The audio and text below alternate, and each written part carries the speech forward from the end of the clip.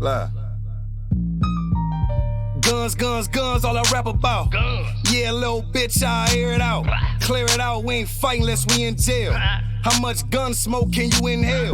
The whole scene bloody and I'm still standing.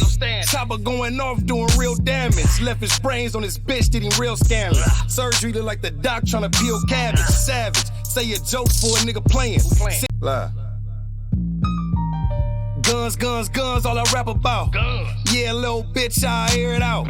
Clear it out, we ain't fighting unless we in jail. How much gun smoke can you inhale? The whole scene bloody and I'm still standing. Chopper going off doing real damage. Left his brains on his bitch, did him real scandalous. Surgery look like the doc tryna peel cabbage. Savage, say a joke for a nigga playing. Lie. Guns, guns, guns, all I rap about. Guns. Yeah, little bitch, I air it out. Clear it out, we ain't fighting unless we in jail. How much gun smoke can you inhale? The whole scene bloody and I'm still standing. Chopper going off doing real damage. Left his brains on his bitch, did him real scandalous. Surgery look like the doc tryna peel cabbage. Savage, say a joke for a nigga playing.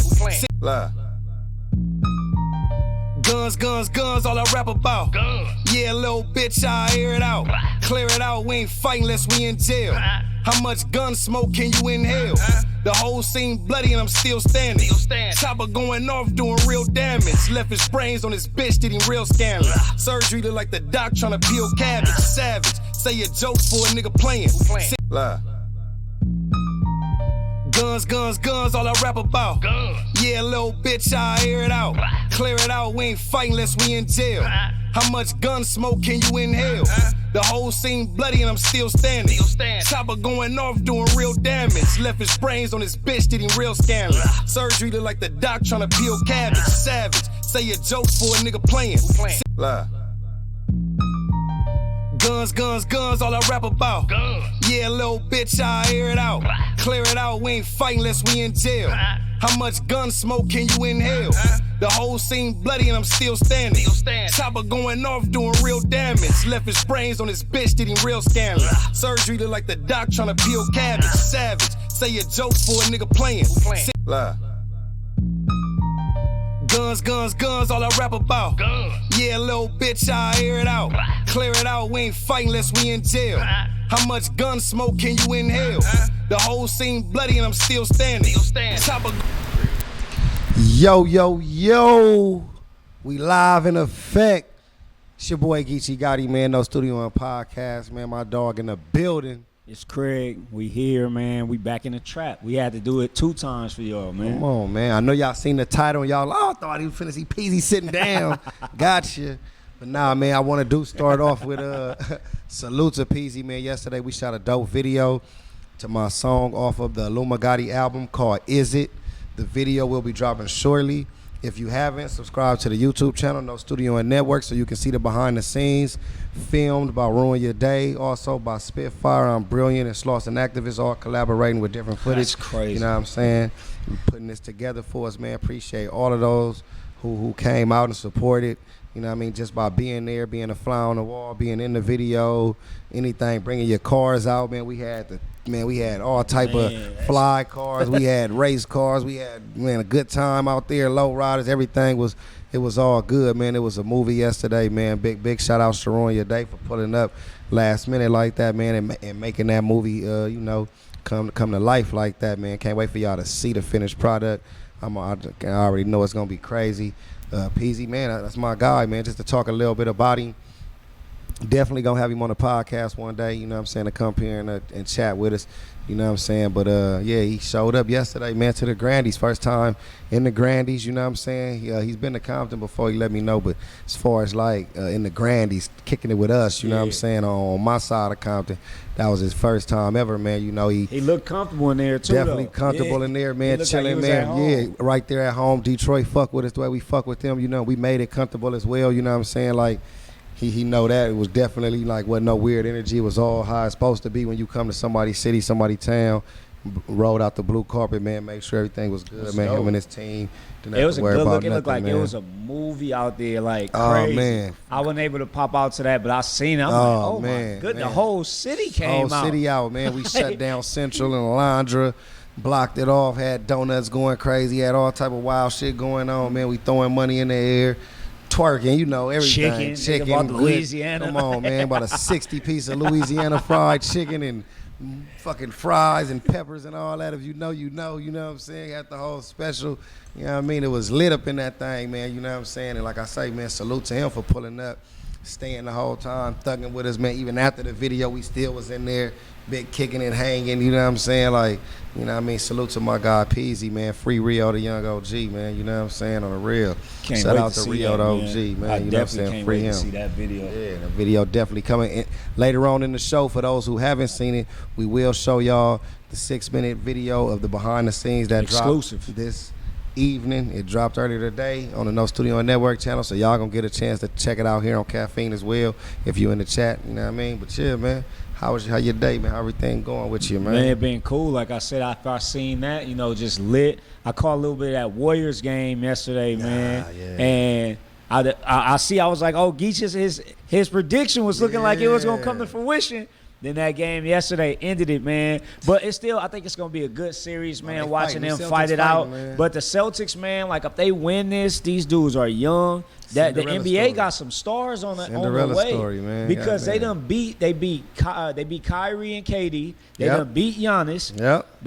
Who can they not beat? They done beat Jimmy Butler out there. They got Jimmy out the way. If they get the Warriors out of here, this probably gonna be one of the best runs I've seen from a group this young. That's a fact. But you can't never count the Warriors out. The Warriors always do their thing with Steph on the court. I seen them damn near diminish a 12-point lead in 37 seconds. Like them niggas just they get hot, they can make 8 points before you look up and you won't know what's going on. That's so got a chance to watch that, kicked it with the family a little bit and rested up, then got right back to it. We back out here. Like I say, man, I've been on fumes for like 6 days straight. I feel that. You know what I'm saying? Running around, man. And finally today was the end of, you know what I'm saying? Had to crash out. Had to refuel up. You know what I'm saying? And I'm right back to it tomorrow because I got to hop on a flight and go rock out, you know what I'm saying, with the whole EFB out there at the Chrome 23 event, man. Nitty Ave, Hustle, all on the cards together, man. So I got to go out there and support them. But today was my day to rest. My cousin DJ Just 100 who was out here, we had a crazy dope No Studio and studio session, you know what I'm saying? For sure. That was lit. He left and went back home to his family today. Took him out first time going to Roscoe's today. I seen him post that. Yeah, I'm like, okay, he been out here a few times. Roscoe's iconic, never got a chance to hit Roscoe's. That's iconic. Went on and took him there, man. He cleaned the plate, he did. You know what I'm saying? What'd he get? What meal he get? Hey, to be honest, I don't know what he got because he said something like I don't know what he was up there saying. I'm like, people don't be ordering that, bro. Like, but he had so much shit, like, so I'm like, I think he was just on his a la carte. I want some of that. Macaroni over Cover here, that with gravy. Over here, chicken, you know what I mean? Waffles, 2 waffles. I tried to be a big dog and get 2. I think you can't do that no more. You can't eat 2 of them waffles, bro. The meal I get the 2 waffles, the breast and the wing. That's too much damn food. It's too much, bro. It's too much food. Man. And it don't look like it, though. It don't. When they bring it, you like, man, they playing me. You know what I'm saying? You get I said that I ain't trying to get them bad enough, but I'm thinking they got steroids in them waffles. You know what I'm saying? Because I'm like, ain't no way this little It's like a goddamn sponge. Yeah, you put that syrup on it, it's just like it blow up double the size. Oh, bro. Oh, man. Roscoe, whatever you putting in that waffle, keep doing it, man. You know what I'm saying? It's legendary. People going crazy over Just 100 approved of it. But shit, that's how my day went, man. Chilled up with the fam, man. And then now we here, man. We here working, man. No Studio and Podcast. Man, I did see the Riot Network got top 5 out of the 20 active battle leagues on top tier podcasts. And that's a big accomplishment, man. Right, top 5 out of all these rap leagues. It was above Bullpen. It was above a lot of other leagues that people may not think Riot is like doing it like that. So it's like, you know, you got to give them their credit. And shout out to KP. I know it's his birthday today, man. Happy birthday, bro. Happy birthday to KP. That's a dope accomplishment. How does that make you feel, like the Riot getting that type of notoriety? Oh, it definitely, man. It makes me feel good, man. You know, let me know we moving in the right direction, you know what I'm saying? And then that's just a testament to everybody that done helped us out. Like I say, man, we done had Ruin Your Day, help us with so much filming and bringing the dream, you know, bringing our dream to life with the filming, because a lot of that goes with the quality of how the battles look, keeping up with the other top leagues. You know, they film for URL, RBE, King of the Dot, so to give us that same stamp, we get that look. It goes to the battlers who decide to come to the platform and give those good performances. We've had Chef Trez come and show out. Marv One showed out. Moon. We had A-Ward. You know what I mean? Real name branded, homegrown, talent like that. For sure. Fate, Next, and Royalty, and then KD coming out here. You know, it's like dudes coming out and showing out on the ride, not giving us half-ass performances. Drake Dennis, L.R. the Mayor. You know, you seeing that. Let's go on. Like, it's crazy. You know what I'm saying? So salute to all of them. And then just the fans, too, because they come out. Our events be packed. People come out, they show up, they don't, you know what I mean? Like we got 2-3 people in the building, we be having 50, hundreds people in the building that buy tickets to come out and support. Having a good time, having a great time. Nothing crazy happened at none of the riot events. Ever. I've been to a ton of them. Every time I go in there, I lose, and I'm commentating most of the time. Most definitely. But I leave and my voice still in the building. Yeah. I go nuts when I'm up in there. I can't talk for the next 2 days. Vixen popped out, came to it. Like it's crazy. It's EK, been crazy. it's Vixen the names go crazy. on, but like you said, when you knock down, when you go to, it's like a rite of passage now. You gotta come to LA and come to a riot event. You have to. You can't say you've been on all the big leagues if you ain't came out here. You got to. Come on. I did see Black Compass saying something. Shout out to Black Compass. Shout out Black Compass. I was watching them earlier, and I seen they were rating the crowds, and they were giving ratings to the crowds. Because they saw Lush One. Shout out Lush One, GTX. Shout out. He said that he see what they did to Nitty in that tournament. He was like, I see what y'all doing now. The West been running a little bit too much, so y'all got to slow us down. They like, oh, we ain't gonna do that. Yo, we ain't gonna say about what the LA crowd do to Lux out there. No, what Lux do to his damn self. Exactly. Lux was tired. That's why he had a bad performance. But they was trying to make it seem like the LA crowd is biased. Okay. They didn't want to. They said New York is the Mecca, so we're not gonna worry about New York crowd. But if you had to judge the crowds, what would be your top 3 best crowds to rap in front of? I mean, of course, I'm gonna say LA because I love it. You know, LA is crazy to me though, and I know that we're gonna have an LA bias, but LA show love to everybody that's hot. Every time, bro. They say it's a gas station. When we show too much love, we don't show love to nobody. They biased. Come on, like I'm rocking with it, man. People gonna probably disagree because a lot of them cats got booed, but I fucked with the Philly crowd too, man. And they said that was one of the worst ones. They said Philly was one of the worst crowds. I fucked with Philly, man. I had one of my best performances ever in front of Philly. You know what I'm saying? So Philly for me was great. Like I don't know, they was rocking with me. So I like Philly, but of course Houston though. Houston too. Yeah, I was just about to say Houston probably is number 1 on my list. Like Houston, like they really be attentive. They gon' if they like it, they like it. If they don't, they don't. They gonna show love. They you know what I mean? Like the culture of Houston is into battle rap. I believe. What I do like about Houston is that they won't boo you if they don't like it. They just not gonna say nothing. Yeah. So it's like, all right, the only time they booed, I feel like, was Rock, right? Against Goods. They did. Second they booed him. And he was like, give me that. Like this ain't never happened to me.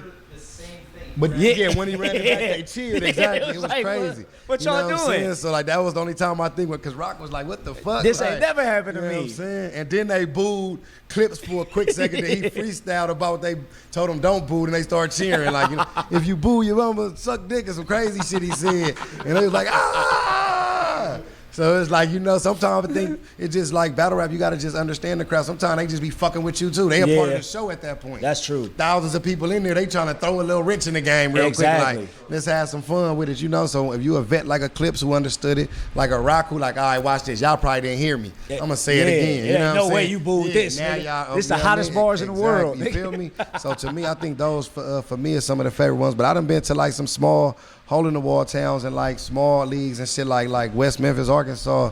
That went crazy when I was there, and I battled NASA and I battled Ted there. You know what I'm saying? That's a dope look for Arkansas, man. I know niggas don't be giving them no love. Exactly. And it was.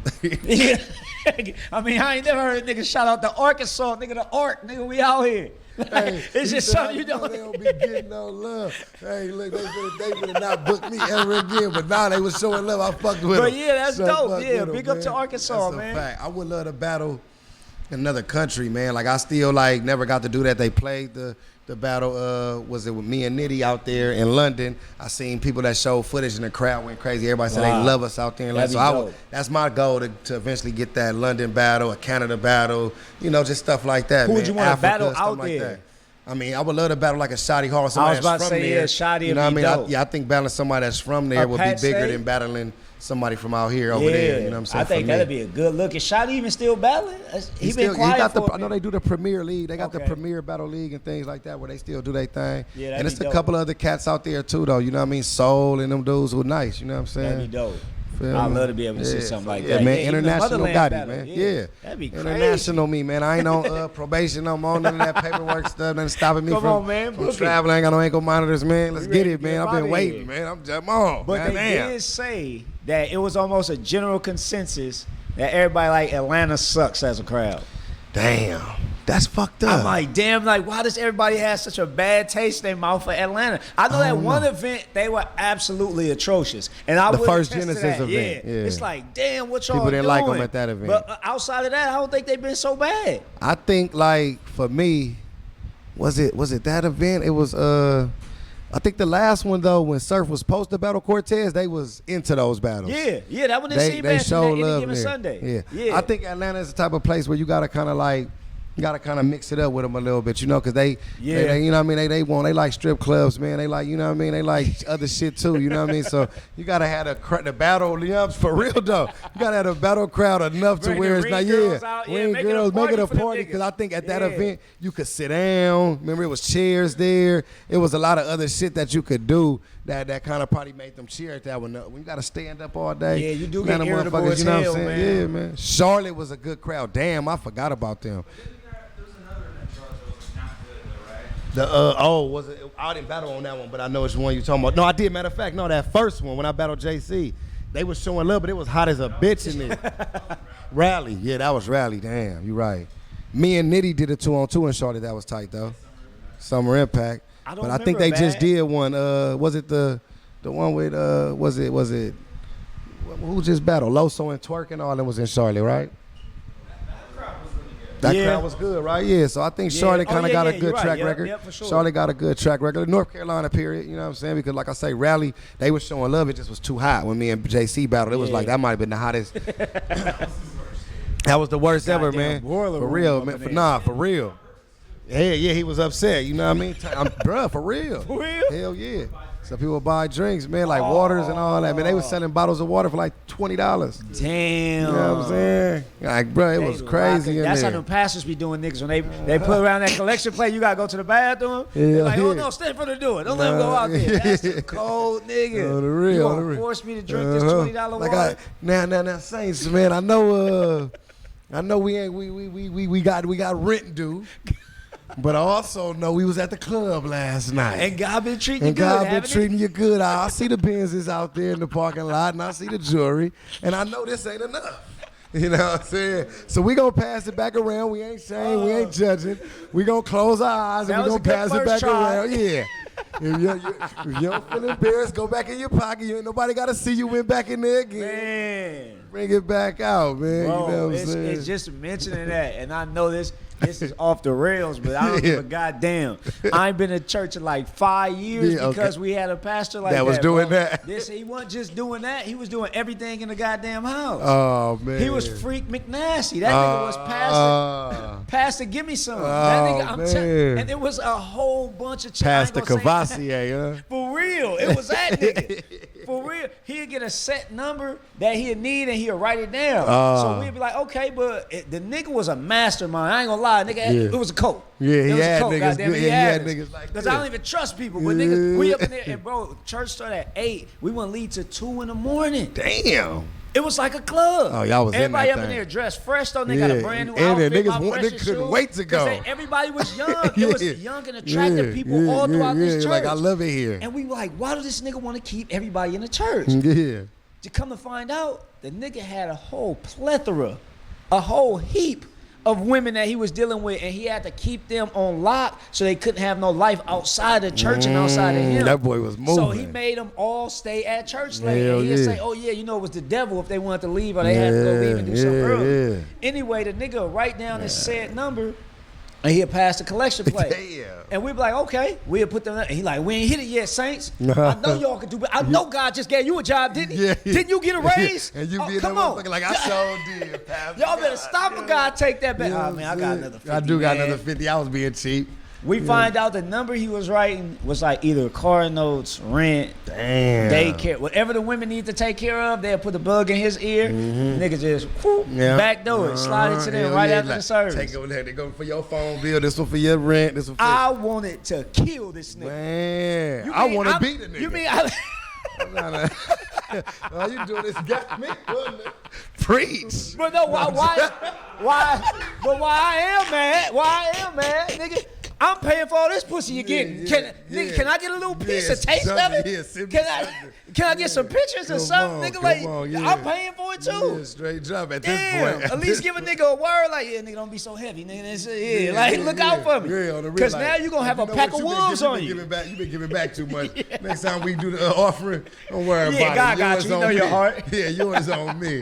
You know what I'm saying? I'm glad I can laugh now because at the moment when it first happened, I was heated for years. I was that. Thinking about ways to like go do stuff so they wouldn't know it was me, like finding him and all that. But I believe that. I truly been healed from that now. But it's just crazy how people in the world they use whatever power they have to go let me take advantage of people. Yeah, man. No, that's a fact. That's sickening, man. Sickening, but man. Off that weirdo. Off of that, man. You know how we do at the No Studio on Pop. Once I heard the church, I had to put that weird on Front Street. Don't go to that nigga church, man. I would say his name, but I ain't gonna. We ain't gonna give him that. I ain't gonna do that. I ain't gonna do that. Hopefully God got him. I think God got him. The Grammys. I'm hearing now that the Grammys are changing up their criteria. Okay. To where your song, it had to have just like let me see, I want to get the stats right 100%. So they're saying that the song before it just used to have 50% playtime and then no stipulations really outside of that as far as a time frame. Okay. Now it has to be 75% playtime and within the last 5 years. So now your song can only be nominated for a Grammy if it was released within the last 5 years. I'm just thinking now, like, who the hell gonna be getting these awards? Are we giving Lil Pump awards now? Are we getting and that's to me that's gonna diminish the Grammys. Yeah. No disrespect to them niggas, but y'all music is throwaway, bro. It's popcorn. It's hot for the moment. All right, we're gonna play this in the club for about 3 months, and then nobody wanna hear that crap no more. Yeah. But it's like now the Grammys to me was a prestigious award before this. Now what we doing with the Grammys? But it's up and down because for some people they like, all right, they made it too prestigious, like to where the artists that needed to get those awards couldn't get it. Like you give them one person, you let it in, and then everybody else that's making hot music, you kind of ain't even giving them a shot because y'all's like, damn, you got to be this on this to get in there. Like so many artists that be like, man, fuck the Grammys, I'll never win one. Like I never get one. Yeah, I know I won't get one, man. I'll be at the BET Awards. You know what I'm saying? Like no disrespect. But no, but it's a fact. Yeah, I get one over there. Yeah, I get one of them or something. You feel me? So it's like a double-edged sword. I think they're probably trying to make it to where they can get a newer sound of artists and get them a better chance and but they need to still keep the prestige with also probably just lowering some other things that don't stop those who deserve it. You know what I'm saying? For real. That kind of changed my perspective because I did at first like, damn, man, that means that we only can give it to these like dudes that's hot to flip these songs because while you hot, you got to make as many songs as you can and capitalize. But then we might see Lil Baby, we might see Lil Durk, we might see like these dudes that are doing good for themselves when they're younger in the game. They probably wouldn't get this acknowledgement, but now they're on that front stage because you have to choose from them. They've been the hottest the last 5 years. You cannot exclude them. You can't tell the story of rap without Durk, without Lil Baby, without 42 Doug, without these, because they around. They around. They the hot ends. Yeah, they the ones. Yeah. But yeah, that's dope. How you feel about awards and accolades? Because I know damn near you probably the front runner in battle rap as far as because it seems to me that Champion of the Year is the most prestigious award right now. That's in battle rap right now. Yes, most and definitely. It's been 5 of them. Yeah, you've been on every list and you took home 3. Yeah.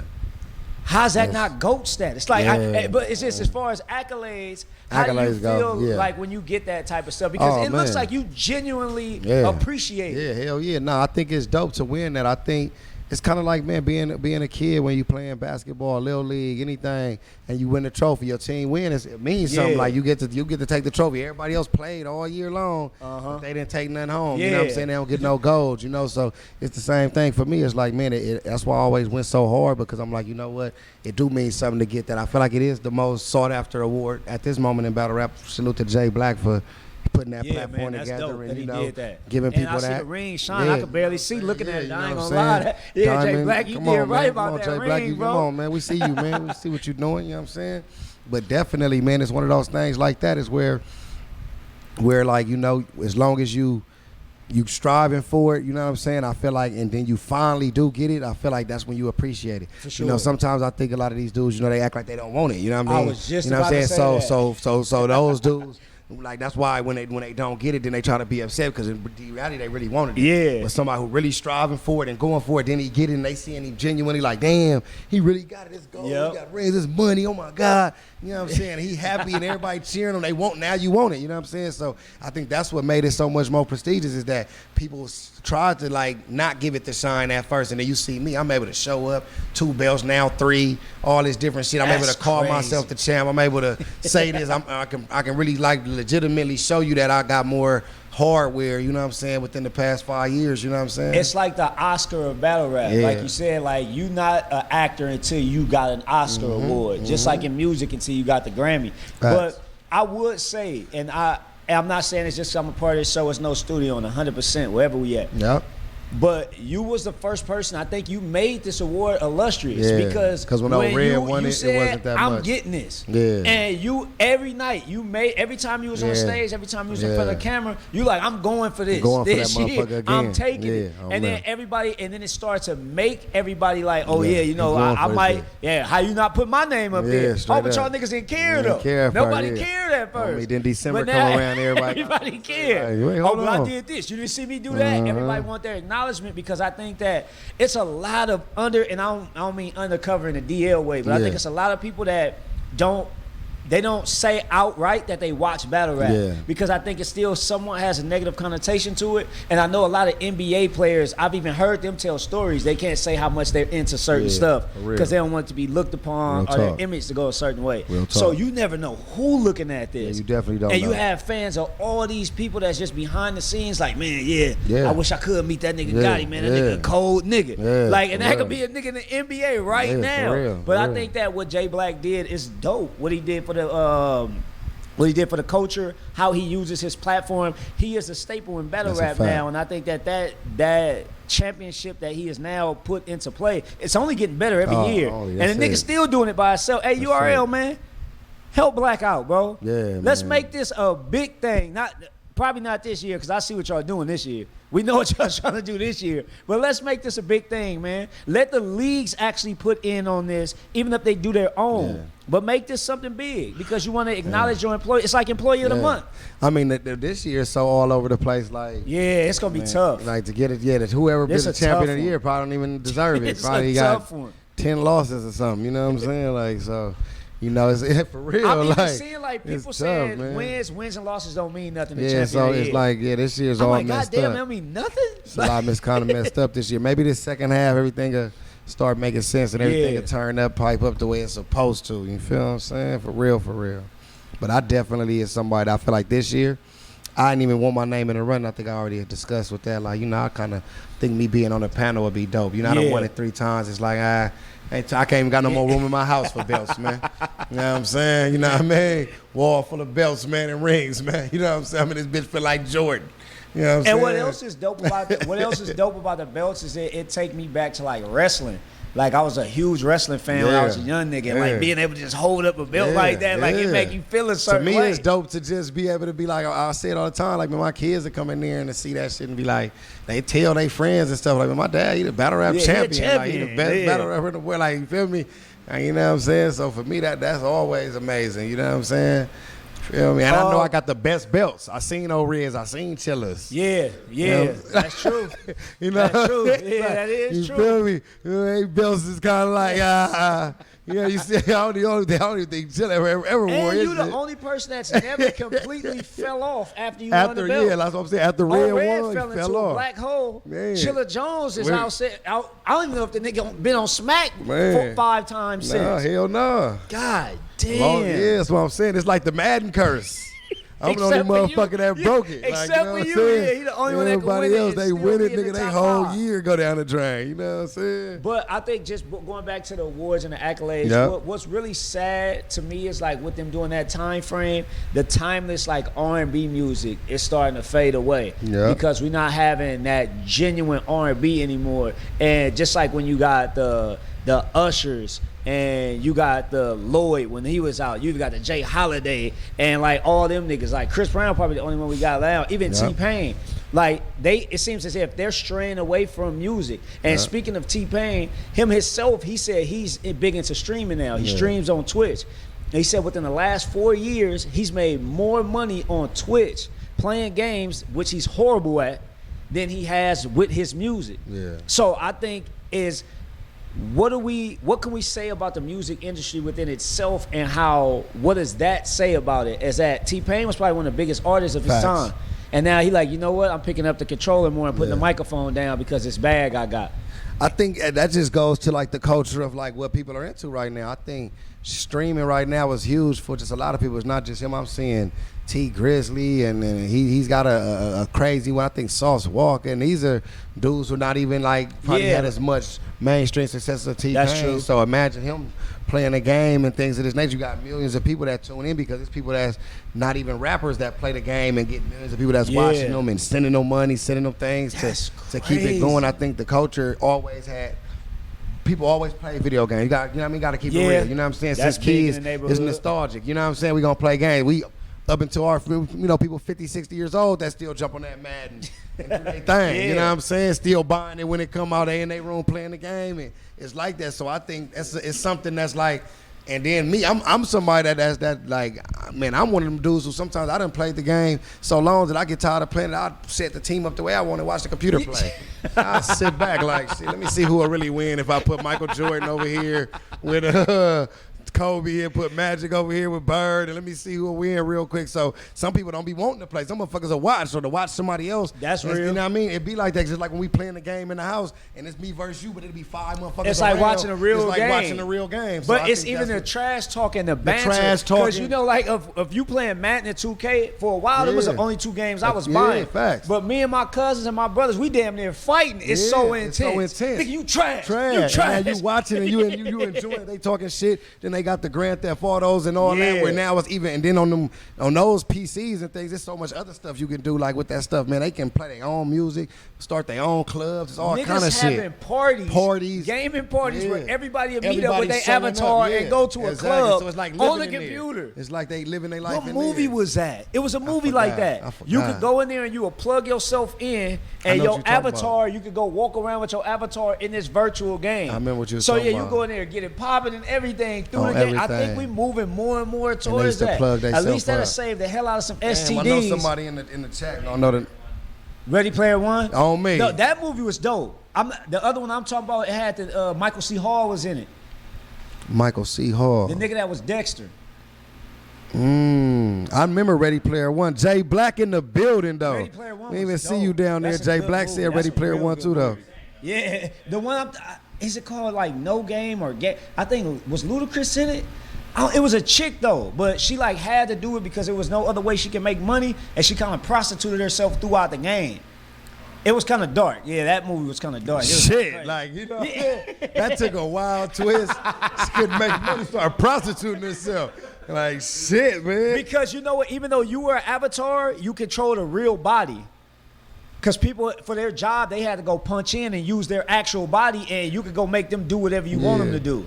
Yeah, so you know, weirdos are into all that definitely. Kind of freaky kinky shake your hand. We see you in here, Jay Black. What's the deal, man? Just gave you flowers and all that. If you missed it, man, for putting together that champion of the year and things of that nature. Salute to you, and the woman of the year too. You put all that together. You know what I'm saying? Dixon looking like, man. I mean, she won it once. Was number 2 the next year. She got a good run going this year. So like, salute to you for both of those accolades you putting in the game, man. That's Everybody dope, man. in the chat, give a proper and shake a hand for Jay Black in the building. You know what I'm saying? Shake that man's hand. Show some respect. They said you be watching Black Mirror. No, that was the freaky niggas. Yeah. I was watching back. That was my nigga Papa Dot, the nigga that's Falcon. He was up in there with his homie, and they was up in there on some backdoor stuff. He was the chick, and his homie was the chick, and he was the dude. These niggas supposed to be fighting. They like in a street fighter. They up in there, and they getting it cracking. they getting it cracking. And they just looking at each other like, what the hell? And the dude come over to the nigga house for real, like on some for real stuff. Like, yeah, man, you want to hop in that game? He like, nigga, what you mean I want to hop in that game? My wife right here. That was crazy. And then they end up, his wife allowing him to do it once a year, like on his birthday. Do what? Him and his homie wouldn't have sex in the game. Oh, man, fuck out of here. That's some weirdo niggas. I'm like, Papa Dot out of control for that. That check couldn't have been that big, my nigga. Hell no, man. Then they met up, and we gonna get off that, man. Hey, we're talking about niggas. Talking about niggas having sex, man. Yeah. This nigga Nick Cannon still having sex out here in real life with real women. The nigga got some babies on the way again. Fornication. That type of shit. Be a bar and battle rap. He's still having sex with real women out there making kids. Oh, yeah. Let's go. Come on, Nick. Nah, keep Nick popping Cannon, that cannon, nigga. Yeah. Hey. Hey, man, y'all got to excuse Craig, man. He got the wildest outbursts, man. You know what I'm saying? You feel me? But, like, for real, though, he is, I mean. Nick Cannon, that nigga. I ain't gonna lie. That guy, man. Nick Cannon is that guy. I ain't gonna lie. Man. He's that guy. You know what I'm saying? But, like, hey, I mean, can you knock him, man? He getting money. He living life. You know what I mean? He taking care of all of his kids, at least. You know what I'm saying? You can afford to take care of them and do that. You don't got no objection from me, man. You know what I'm saying? Handle your business. Keep doing it, man. You know what I mean? Like, come on, man. You doing better. There's some dudes out here with 10 kids that ain't watching. But do you think that we should just, I hate to do this because I champion on my own. Yeah, that you doing your thing. But I'm saying some people they probably feel like he's going out there, he's creating broken homes. Because they say he out here going on the Jizz tour. So, you know, he leaving nut here, babies here, you know. A Jizz tour, though. He out here, he on one. He in 50 cities. Like, he out here, what, you ain't pregnant? I got you. And this nigga so potent, he putting litters in these bros. Like, Nick Cannon is out of control. Nick Cannon is potent, he though. Got twins, triplets, he don't miss. He don't miss. Damn, this nigga can really probably fill up a fraternity. But is it broken homes though? See, I think it's broken traditional homes. But it's like if he's still actively in their life and doing things for the family and things, they still have a home. They still taken care of. He just can't take out the trash for every house at the same time. You know what I'm saying? But like, do you think I'm saying he can't hold everybody at night. Having that fatherly figure like around growing up, I know that's way different than like, I know my pops, he come through when he can. But him being a busy man, he probably even the ones that he live with or something, he can't be there physically all the time because he's always gone. So he's probably got to deal with him when he can, sparingly make sure he's there for the big moments and things like that. You know, I go through that a lot from traveling so much where I'm with my kids as much as I can be, but then I'm gone. To the point, man, like, I was trying to take my son to where I was trying to take him to recently the other day. I'm like, man, daddy's son, I don't care. Where you want to go? Nah, Six Flags, you name me. He like, man, I just want to go out and play the game. Like, what? Like, well, let's roll. He was like, man, you been gone all. Yeah, I just want to be around you. Yeah, I'm just chilling. Like, man, bro, all right. I'm like, damn. Feel bad. I was getting up. Feel like, damn. Let's go on and play together. It's the stuff like that I do love about being a father. Because, like you said, I could feel like I'm neglecting them because I'm not taking them to these places. I feel like they want to go. But they like, no, Dad, just watch this show with me real quick. Let's get some pizza. Yeah, we gonna hang out. Let's do like that, you know. So you just saved me about $152. Like, man, you're a good kid, man. You don't even know how much I love you. You know what I'm saying? Like, for real. I didn't feel like riding them rides. You know what I'm saying? I was sacrificing for you. You know what I'm saying? So, yeah, man. But that's what I feel like with his situation. He's probably such a provider financially, and then I'm pretty sure he tries his best to be there too. Like, you know, I don't want to take away from him as a father because I don't know how much he do. He could FaceTime him all day. He could fly from city to city on a private jet. They might be all in the same state. I don't know. You know what I'm saying? But I'm saying I do know that he's probably right now at least able to take care of the essential needs that he's doing. Because I haven't heard no bad complaints. You know, people get drugged all the time. Saying. I haven't heard no women just dragging him in the media, you know what I'm saying? So, you know, salute to him at this point, you feel me? And even with, like you said, with Nick Cannon doing this, and for him to be dealing with as many women as he is, no one has put any bad jacket on him, man. You see, Nick Cannon still look, I don't know, if you having that many baby mamas and you having problems, there's no way you could be as happy as that nigga is. Really. Like, he just be genuinely excited everywhere you see Nick Cannon. He living life and he really enjoying life, even with the sickness that he had. And I wonder if that is something that makes him want to even go like procreate more and go out there and like, let me just multiply and put as many as I can out here. I want my legacy to live on. And I think, honestly, I was telling my sister-in-law that, and I was telling my wife that. I'm like, you guys got to understand this. You know what? I can go out and get 10 women pregnant today. I'm like, you only can get pregnant once in a 9-month period. That's telling you.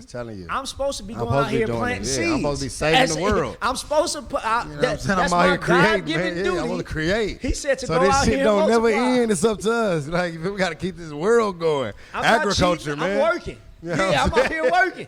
I'm doing God's work. This ain't cheat. I was called to do this. Yeah, man. They don't get that, though, man. Speaking of people that's been out here living their best life, man. Being players, man. Like, really, like, being motivation. Shout out my man P. Diddy, man. Sean Puff Daddy Combs, man. I seen that. He sat down on Young Miami's new show on his channel, Revolt TV. Carisha, please. Shout out Young Miami, Carisha, whatever you want to be called. You know what I mean? Salute to you. She got the show. Diddy, her first guest, came out. She said, yo, what is we doing? Like how you felt? He let her know, like, man, we dating. We having fun. We go to exotic places. How good? I'm single. How good is that coochie for him to give her a show on his network, be her first guest, after she ousted him to another woman that was supposedly his girlfriend at the time. I remember we was having this back and forth. For real. And it was about a month ago. Straight up. I'm like, nigga, Diddy can do what he want to do. Yeah, facts. But for him to still keep her around and like she was just so comfortable in her skin. Like, what are we? Looking at the nigga dead in his eye. He take off his glasses. She like, oh yeah, give me that eye contact. Straight I'm up. like, Young Miami, goddamn it. You outside? I feel like she did a dope. I feel like she did something super dope. You know what I'm saying? Salute to her. I definitely feel like she did something super dope. But also, I gotta salute him because I'm like, that's some boss shit on his end. Hell yeah. Like, you know what? Look, get this back. Instead of you doing all this, doing all this, your little show, talk about it up here. You know what I'm saying? Because I ain't finna be arguing with you online, telling you what I am. I'm gonna sit down on your couch and tell you I'm single, but I'm fucking you and taking you out of town on fly trips and giving you money and shit like that, so you don't never gotta have these outbursts online again. I guarantee we won't see it again. He did it casual enough to let her know, like, look, I fuck with you. I fuck with you. This is what you want. I'm gonna show you this, and we gonna do it. And you gonna make me more money because you on my channel. That's true. I'm getting monetization from that. That's the best way to do it. Let me make this money back that I've been spending on you all this time. Now you finna get up here and work every week. And she was like, I'm out here acting bad. I don't know if that's gonna be the new term out here for this summer, but she like, this summer we out here acting bad. I'm just out here doing whatever I want to do. And I think that when a woman embraces like her femininity in that way, and like her, even if I wouldn't even use the word being promiscuous, because if she's just going out there and she's single, this is what single people do. And I think that I'm glad that stigma is going away from people that just want to go out there and be an adult. You date, you have fun with people, and you have sex. That's a part of being an adult. So I mean, like, just go out there and get it popping. Apparently this is the freakiest show we done had since I've been on here, because niggas hella horny and everything is about sex. So if we gonna keep it on that note, we got this woman that has sex with her ex-boyfriend in his car. Car sex, everybody like it, everybody have it. Sometimes you got to get it in where you feel it at. They say get down where you're mad at, hit it where you're hard at. So all right, they in the car, they getting it popping. She contracts an STD. She don't blame him. She do blame him. She take him to court. She actually win that case. The fact that she won this case, she can now sue his car insurance. What the fuck? She is suing Geico for $5.2 million for contracting an STD in this man's car. That's crazy. And it's an active, open case right now. Yo, like, I mean, damn. You know what I'm saying? It's like, if I'm him, it's like, I need some of that too, though. You know what I'm saying? Play the system. Like, shit, man, system. Like, on the real, I don't know, but I don't, like, now everybody, it's too many ways to get this money, man. They finding all type of loopholes in the game. Like, what is she saying? The leather in the seat gave it to her? Was it the air conditioning, the goddamn steering? What kind of sex was they having? Like, did she jump on the gear shift one time or something? Like, what are y'all doing? You know what I'm saying? To the point where it's the car's fault, and where's Geico at in this? How do he feel? How do the little goddamn lizard feel when people starting to sue him for other shit? They finna ban car sex fucking around. Like once you start, now it's gonna be against the law to do this. You know what I'm saying? That's if it already ain't, you know what I'm saying? Yeah. You know what I'm saying? Who knows? You know what I'm saying? Lewd lascivious conduct and some shit. You know what I'm saying? Like, you feel me? I remember one time I was doing something in the car and the police came and knocked on the window, man. That shit was crazy. Pants down like, you know what I'm saying? Like, that's the fucking most awkward shit. Was y'all like parked up on the side? Yeah, like, no, we ain't doing nothing. Yeah. Like, oh, we finna get out of here. All right, man. Like, you know what I'm saying? On the real, that shit is crazy. I remember me and my wife when we were younger. We didn't have no real place to be able to get off and have sex like we wanted to. Yeah, you know, you young, shit. You horny as hell. So what she used to do, and hopefully my mother-in-law ain't watching this show. Yeah.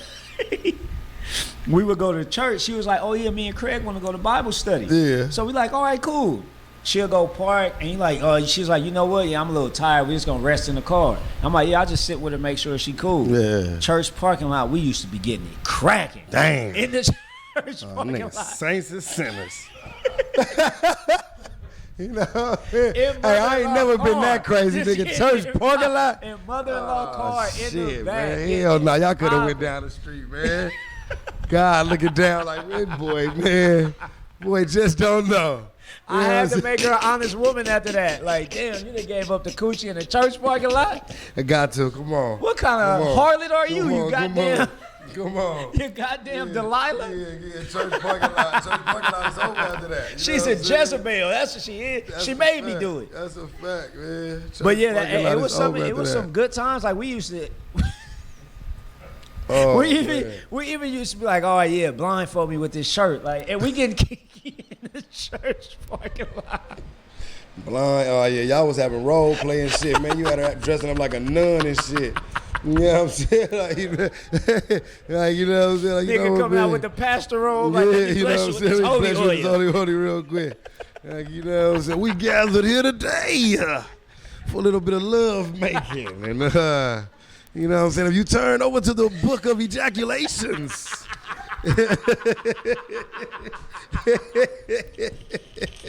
Yeah, I'm saying, for real. Oh shit, God, man. Damn. Damn, man. This is that's too funny, man. But yeah, she cold for that. Hopefully she don't win. I don't want that brother to, you know what I'm saying, have to, come about the pocket or Geico, man, for her little freakiness. But like you said, I think that is just like people capitalizing. I think they finding loopholes. So at the end of the day, I ain't mad at her because she found the way to get it. Insurance companies, when you think about it, I've been driving since I was 19. Yeah. So I've been paying insurance for 15 years and I've never made a claim. Yeah. So look at all the money that they just got from me, and think about all the people that don't ever get in an accident. Them niggas got it. So I'm like, hey, if y'all got it, paying for some just in case shit. She probably just take a little quick settlement. They probably don't want to deal with it. They don't want to deal with it. But and then stuff like this has to happen in order for them to put those loopholes in place. Straight up. So yeah, be like, damn, all right, she got us. Now let's clean up. Let's do what we need to do.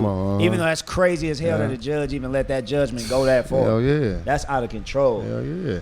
Because I guarantee you it's a way to find that, like, something on that chair was contractually. That's what I'm saying. Anything. But people set it up. That's just like the story we was talking about a couple shows ago when the nigga get a job just to be able to file. I'm going to find a lawsuit some way, somehow. I'm going to get yours. But in exchange for that, would you want to just get an STD and not a car? Like, just to get a little couple of dollars? Like, fuck, man. You know what I'm saying? Like, that's tough to just be seeking out that type of shit. Like, but it's really grimy because people, they lazy as hell when it comes to doing actual work.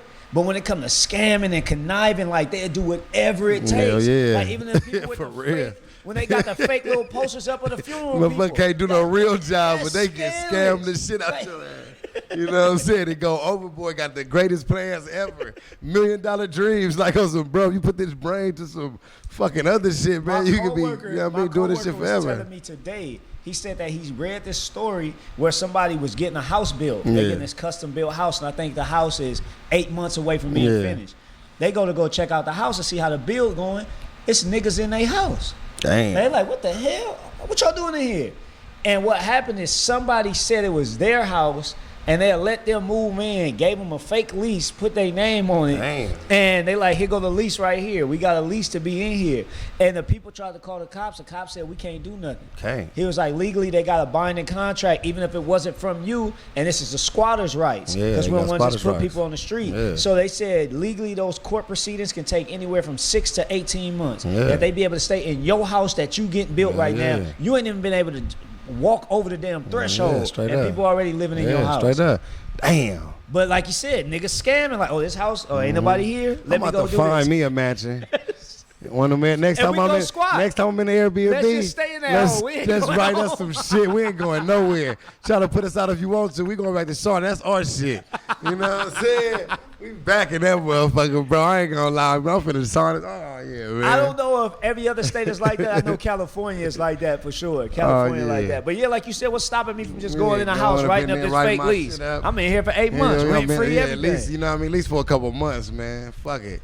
Let's do it. You know what I'm saying? What else we talking, man? We saw Drew Santana. He was on Drink Champs, if I'm not mistaken. We definitely seen that. And he made a very powerful statement. He was talking about loyalty versus stupidity. Yeah. And he's saying, you know, it's a thin line because, you know, we could be too loyal to someone. That's to a fault. And that's a big mantra of mine. I always say that. But he really made a good statement right here. It's kind of like at the conclusion of what he said. He said, we are here to be used, but we're not here to be misused. I'm like, damn, that hit home right there. Because, and I even think about that, and I deal with the pressures of that. Like, I'm extremely loyal to my family, my wife, my close friends, and everything. But I felt anxiety for the first time this year, like really bad. And I'm like, damn, what's wrong with me? Like, I've taken the financial burden of the family. I've always been in the household. I've been doing this. What's the problem now? It's because I'm like, I always put everybody first. Facts. Everybody first. This is what I got to do. This is what I've been called to do. I got to. If I don't put me first, no one's going to prioritize me. So it started to, like, my loyalty to my family, I overdid it. And I burnt myself out. So I'm like, now I'm irritable. Like, I'm on edge. Like, nobody can be around me. Don't say nothing to me I don't like. I'm just blowing up on everybody.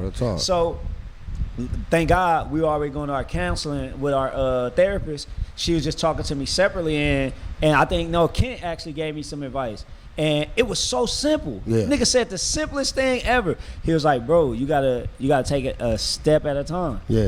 A step, 1 foot, left foot, right foot. Like, you trying to run the whole marathon with everything you got right now. You like a day at a time, a step at a time. And it's crazy how sometimes when someone give you a right word at the right time, I just had an epiphany.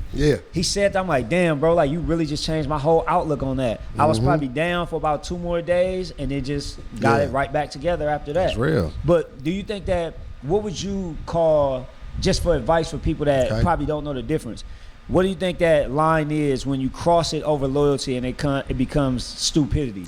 I mean, like he said, when you're being misused, you know what I'm saying? Like, if you being loyal to somebody that's just not reciprocating that loyalty, you know what I'm saying? I think if you're gonna be loyal to somebody, they need to be loyal to you. You know what I'm saying? Like that mean they going hard. They're not gonna leave you out there to dry when it's your turn. You know what I'm saying? Like, do you expect you from other people? Because I think that can get you in trouble too. No, I don't think you expect you from you, but you expecting loyalty. You know what I'm saying? Loyalty is universal. You know what I'm saying? You don't gotta be me to be loyal. You being you. But I'm expecting, if I'm giving you loyalty, that you loyal as well. You know what I'm saying? If I'm riding with you till the wheels fall off, you ride with me till the wheels fall off. You know what I'm saying? Like, if I got your back when you lose it all, and I'm gonna stay down with you, homie, friend, girlfriend, whoever, and I'm expecting that same shit, because it shouldn't cost nothing to just, you know what I mean, have that to reciprocate that. That's free. If your loyalty is on old dog status, like, I'm in the car, I'm riding, I'm taking out whoever we need to take out, whoever the ops is, we taking them out. If your loyalty on that level, then the other cat loyalty on Trey status. Like, you know, I'm your boy, I'm down for you, but y'all about to go put in this work, I gotta hop out the car. Still like, loyal, I can't go follow that. Do you still count that as That's still loyalty? loyal. That's still loyal. He still had that, I ain't turning my back on my homies. I ain't stop fucking with you. I'm just not finna go kill nobody with you. I'm loyal to you. I don't give a fuck about killing these niggas. But as far as me, nigga, rocking with you, you coming to my crib, nigga, after this shit, and you want to chill, you want to talk about, give you some game. I'm standing there with you. I'm I'm with your problems, your brother getting shot, I'm there, you know what I'm saying? I'm the whole, like, I'm still loyal, you know what I'm saying? I'm just not a killer. That's it. That was the only thing Trey was different between him and Old Dogs. He wasn't a killer. He still was loyal to his team and his mans and them. With him, grew up with him, never left him, you know what I'm saying? Never was on no weird shit, never turned his back. He was the same dude the whole movie, you know what I'm saying? So, yeah. It's crazy because I actually thought you would have took that the other way. But I 100% agree with that. Yeah. I think that the problem is when we do run into like measuring and quantifying someone's loyalty, we measure our own loyalty compared to theirs. But it may not look the same. Because what if your love to your wife is super affectionate, you lovey-dovey, you all over, you buy her gifts, and then she just like give you words of affirmation. You're like, God damn, she don't love me as much as I love her. But no, her love language is just different than yours. That's it. So yeah, different doesn't mean worse or better. It's just different. And I think that, you know, like that's something that we need to embrace. And I've even learned that because growing up, and I know that this is just it's a left turn, but I know growing up in my neighborhood, in my culture, I grew up to be, my culture taught me to be racist and to be homophobic. Okay. Me growing up in the neighborhood I grew up in, it's just like, yeah, you like dudes, we can't rock with them, we don't talk to them. Oh yeah, anybody that's not black, they weaker than you. Like we punish them, we punch on them, they target practice. And then we like, okay, that's life. But then when you get outside those four corners, you like, damn, that don't mean that when I'm over here. Niggas ain't on this same time over here. So I think that ties back to how we were saying how impactful that Kendrick song was. We tie ourselves and wire ourselves to nonsense that don't really mean nothing off that block. But we literally live our life with that same mentality in the world. And it's like, no, that type of loyalty to something that means nothing to you will get you killed out here. But it's hard to even like gauge loyalty. You know what I'm saying? It is, because for sure, some people be loyal for certain reasons. I mean, I'm loyal to you because you can do this for me, and then when you can do that when I'm out. You know what I'm saying? So I think something else he said in that Drink Champs thing, it was something real quick when he asked. He said, "Respect our loyalty." And he answered it quick, like, "Oh man, loyalty is easy. Because if I'm loyal to you, then you gotta respect that. Unless you ain't no real nigga, you ain't gonna respect it." Which I get what he was saying. They go hand in hand. Salute to him, it do. But to me, I feel like respect.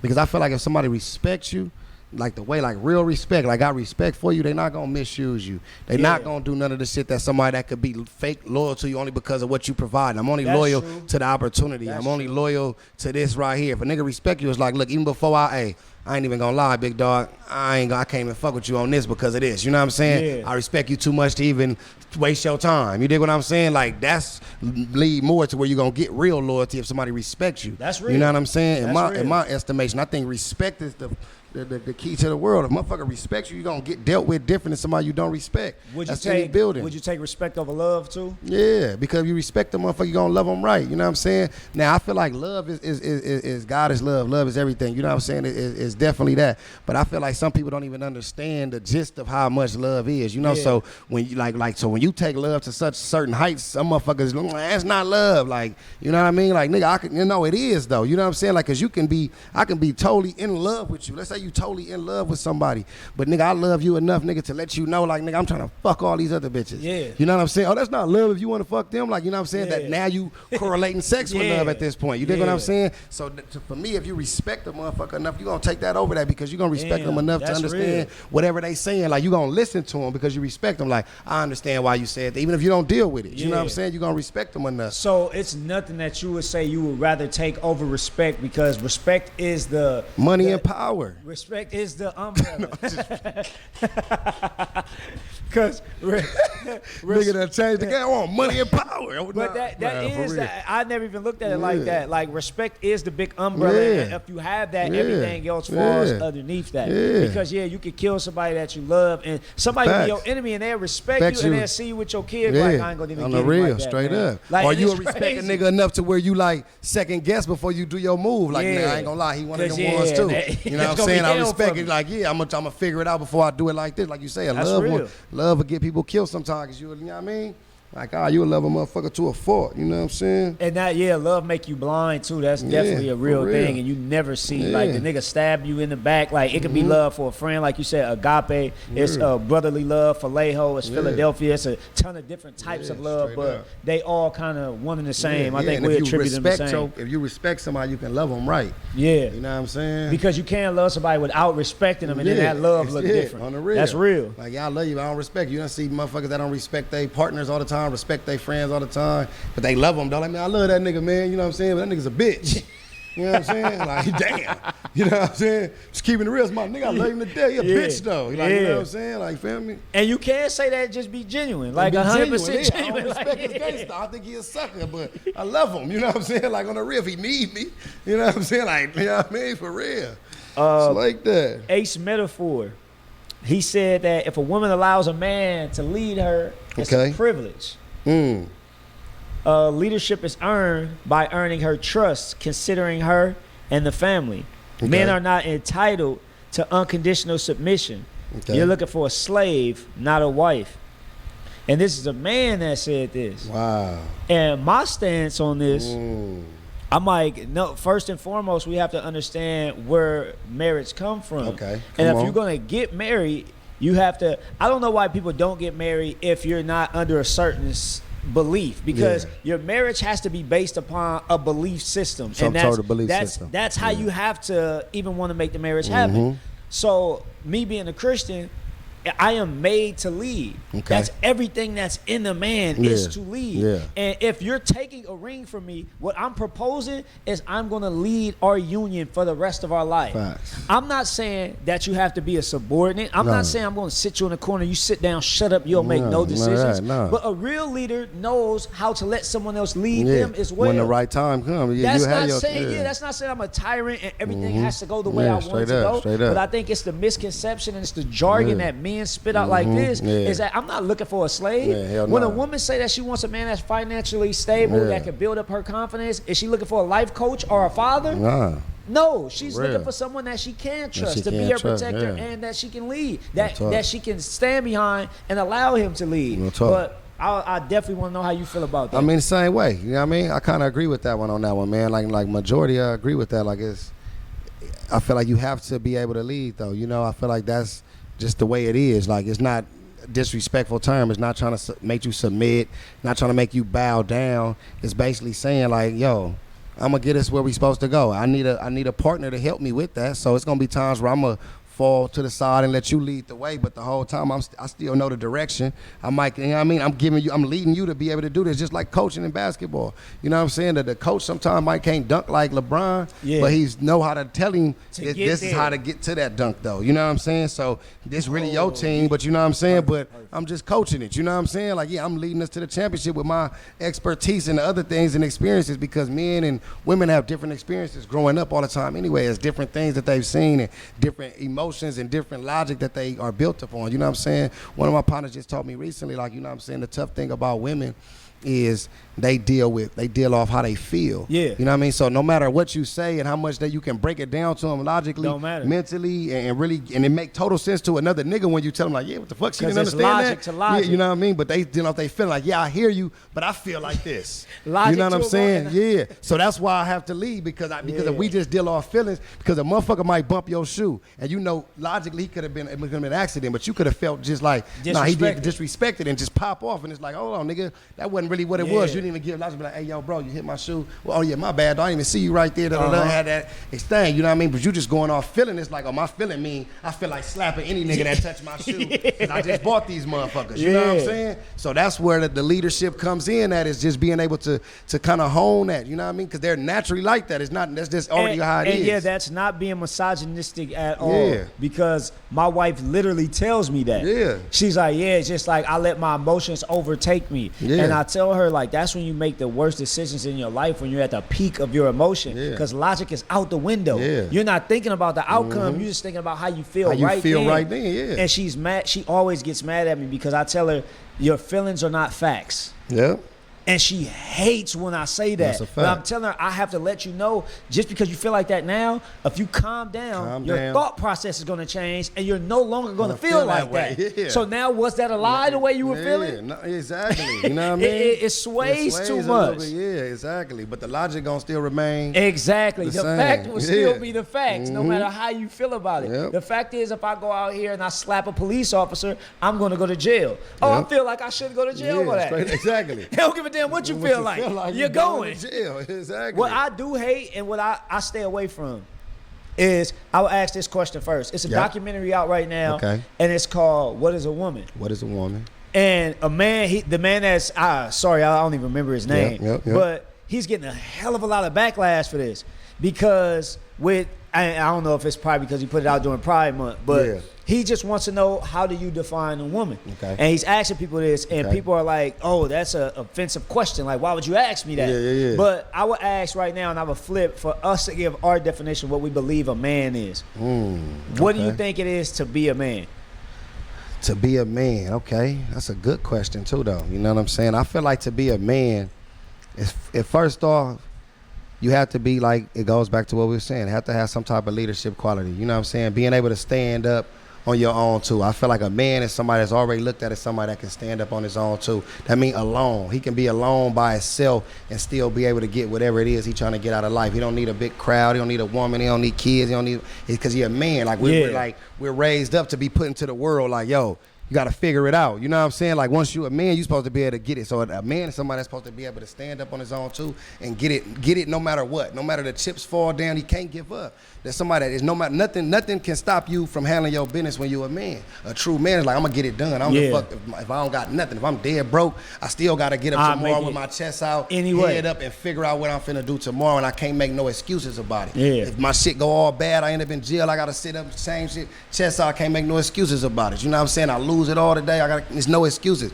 That's to me the makings of it. Like, no matter where you at, you have to be able to stand tall through it all and make the right proper adjustments for your life, and because a lot of people depend on you to be the man. For sure. You know what I'm saying? Like, once you get to a certain age and a certain mind frame, even as a kid, once you start becoming the man of the house, you know what I'm saying? Whether that means you the one who, I got to take out the trash from mine, I got to help out on some of these bills, I got to help out with some of these responsibilities, I got to make sure if somebody try to break into this house, I'm 15, 16, I got to be the one to fight them all. I have to be the one that steps in and take care of everybody around me. You know what I'm saying? Like, so a true man is a provider, he's a protector, you know what I'm saying? He's a teacher, he's everything once he becomes who he really supposed to be, in my estimation. You know what I'm saying? And what I hate is that a lot of what you said is a lot of that I believe with wholeheartedly. Yeah. And a lot of people tie this to, that's just masculinity or toxic masculinity. Toxic, and that's crazy. It's almost as if what the culture is doing now is making us to be ashamed to be a man. Facts. It's nothing wrong with being a man. Nah. And just like you said, now it's sustainability. Yeah.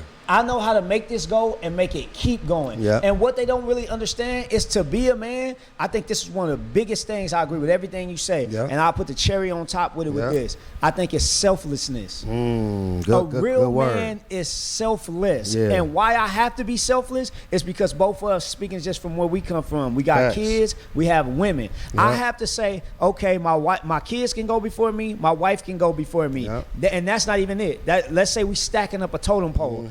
All right, we got wife and kids. Okay, kids think about them, their self-sustainability, they think about their self. Wife thinks about kids first, then herself, then me. I think about kids, wife, then me. We're in the back of the line in everybody's mind. But I think for a man, it's for me to take that, accept that, and not feel a way about that. Yeah, facts. You have and to know that that's just the way life is on the real. I'm going to take that on the chin, and that's the way I know I have to carry myself out. So I may be mad. I may have to let out this frustration and go stand in this corner and just yell. But I'm going to come back, and I'm a doer. I'm going to get the job done. It's like you said, no matter what the circumstances is. If I know that my family is lacking or they're going to be without, I will be willing to do anything that I need to, except something gay. I'll be willing to do anything that I need to do to get that, whatever that is my family needs. That's a fact. And it's not a problem with us being men and being proud in what we stand on. And I think it's the same thing. It's like it's garnishing that respect, not demanding it, but I think certain presence of a man when you step in a room, they be like, damn. Yeah, for real. Like, okay. Like it's acknowledged by other men. I think what we need to stray away from is men trying to define women and what a true woman is, and women trying to define what a man is. Because I'll hear a man say, oh, he's not a good leader. I didn't see the leadership qualities in him. He doesn't know how to lead me right. Yeah. What? Yeah. What are you talking about? Talking about? You probably ain't give him the opportunity. And like you said, if you try to put the cart before the horse, you don't know why this man put these moves ahead. Yeah, straight up. Like if we playing chess and I move my pawn right there, you're like, damn, that was stupid. I wouldn't have done that. I did that because my bishop gonna move right here, my knight gonna move right here, my queen gonna move right there, and I'm gonna get you in checkmate because I'm 4 moves ahead. Yeah, straight up. You don't have to see the vision. Be here for the ride. Just be here for the ride. That's why I'm leading. Follow it. Just let me fail before you gonna say you're not gonna follow my lead. But in that same token, as a woman, I think, and I would say what a woman is to me and what my woman needs to be for me. Because I'm not gonna define women, but the woman I need for me. I need the femininity. I need you to be I need the caretaking from you. I need the softness from you. I need the gentle touch. I need the words of just assurance. I need you to be like, yeah, you know, you got this. You can hold this down. Like, we're gonna hold this together. Be there for me. I need you to always be like, just to pick up the little stuff, the slacking stuff. I don't ask for much. I'm not, oh, you gotta ride it good too. I need that. That's a fact. You gotta get that. We gotta keep it on the freaky show. But just to say that, you know, like I need the little stuff, but I do need a woman to not try to match me or be me, but be the best version of you for me. I got you because you was nothing like me. Most definitely. I don't want a me. I want you the way I got you. Yeah, facts. Let's not switch these roles up. It's getting a little weird. No, that's a fact though. Like, you know, and that's I agree with you everything with that. Like as far as that for a woman, I feel like those are all the traits that you're looking for. You know what I'm saying? And I think understanding. You know what I'm saying? Like, just being understanding, because I think that's one of the things that they don't have, and that's when it be a problem. I think when you get a woman that got understanding that we're not the same, we got different makings of us. You know what I'm saying? Like you say, we might be hard shell sometimes, so we need to be handled a little differently. You know what I'm saying? So it don't be that we closed off or we not. You know what I mean? But it's just like, yo, you got to understand why we like this. Understanding your man, though. You know what I'm saying? Because we done been through so much different shit that if you understand a motherfucker, it's like, okay, I get that. Like this is how he is. This is why he's like this. Let me soothe this part of him so that this is, because you had days where motherfuckers be wanting to give up. Motherfuckers want to do wild shit. People have it all the way together and be ready to throw it all away because of some shit that's going on that as a man you just can't even tell nobody sometimes. You know what I'm saying? Can't have this off. So it's building up. Then when it finally come out, nigga done exploded. You know what I'm saying? You feel me? But if you had that understanding, you would have been seeing it and been, you know what I mean, corrected it a long time ago. You know what I'm saying? Like, yo, and the thing is the communication. A lot of times, if women communicate, oh my goodness, with a man, we're not communicating to respond, but we're communicating to really just hear you out. You know what I'm saying? Hear what I'm saying. Don't just try to hurry up and talk just so you can have an answer. I tell my wife that all the time. Like, the most times we get into an argument is because before I finish what I'm saying, you already done answered me. You know what I'm saying? I ain't even get the sentence out. You already like, no, that's not what happened, because I'm like, how you gonna say that ain't what happened? I never even said what I'm talking about. You know what I'm saying? So we have those all the time. You know what I'm saying? But once I finally break it down and we have that, then you like, oh, you know what I mean? Because now you let me finish. You talk. Like, our biggest ones be like, I'll be like, yo, okay, go. Let's have this dialogue, go. I'm going to talk, let you listen. I get it all out. Let Sheila get hers all out. Boom. Like, see, boom. All right, my turn. Let me say this. So I say the second word. Oh, no, because it's like, oh, bruh. You know what I'm saying? Like, damn. I just told you. I know she going to watch this and know I ain't lying. You know what I'm saying? Like, bro, as soon as I say the second word, it's already cut off. Like, no. It's like, oh, man. So I think that just having that real, true communication of listening to hear and not just be quick to, you know what I mean? Like, you know what I mean? Like they say, man, like quick to listen and slow to speak. You know what I'm saying? So, like, that's big in communication. Like, listen all the way. That's why it's 2 ears and 1 mouth. Exactly. You feel me? You're supposed to listen more than you talk. That's a fact. Definitely. I know we definitely wanted to get into that video. I don't know if we got that. Yeah, man. Yeah. So before we go to the video, behind the scenes, Geechi Gotti, Peezy, Ghetto Boys was in Compton in the Grannies. This Is It video will be dropping soon. The Luma Gotti is on the way. We looking for a summertime release for all y'all calling it the detox. It's about to be you know crazy. What I'm saying? Forget y'all, man. You know what I'm saying? Because it ain't the detox. This really is dropping.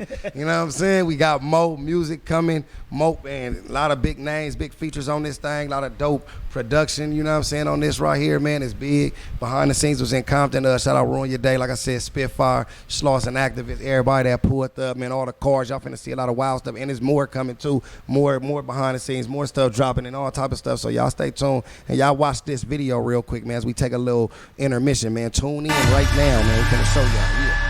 Yeah, man, you know what's going on, man. We live in the Grandies. We finna shoot that Is It. Geechi Gotti, my nigga Peezy, Compton, Detroit, ruin your day, Spitfire, everybody, man. What? This gonna be a movie. You know how I do when we collaborate. You know what I'm saying? Nobody doing it like this, Apple, man. You know what I'm saying? They know what's up with us, man. This shit, we always take it up a notch every time. This is a song off of Luma Gotti. This is the first single off of Luma Gotti. You know what I'm saying? This is the street single. We dropping this shit. Peezy pulled up, man. He reached out, said, yo, let's work. Yeah, we could hear it, you know what I'm saying? And man, he gave me a cold verse, man. We lit, we locked in forever. Compton, Detroit, you know what the fuck going on, you know what I'm saying? It is what it is, you know what I'm saying? We working, you see it, nigga? Hey man, we about to, you know what I'm saying, create a classic, make, you know what I'm saying, something epic. We about to shoot something phenomenal.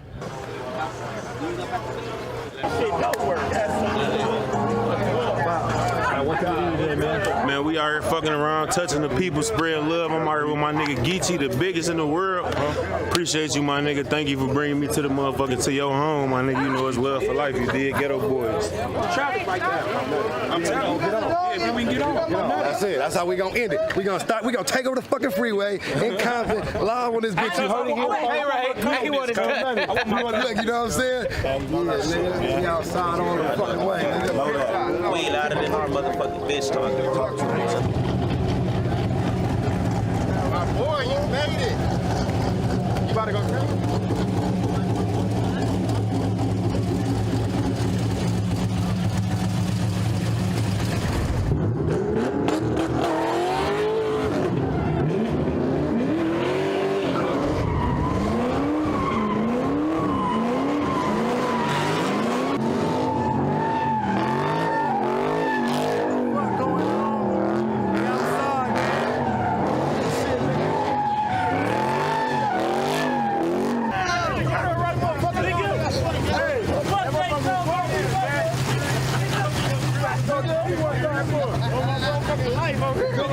Hey, y'all niggas was in that motherfucker. Yeah. All right. Yeah. Come on, all right. Okay, come take good pictures, but need to take one. Oh, really? I got you. I know you. Thank you. Now, right on. All right. Hey, right here. Oh, man, I gotta get you for the boys, man.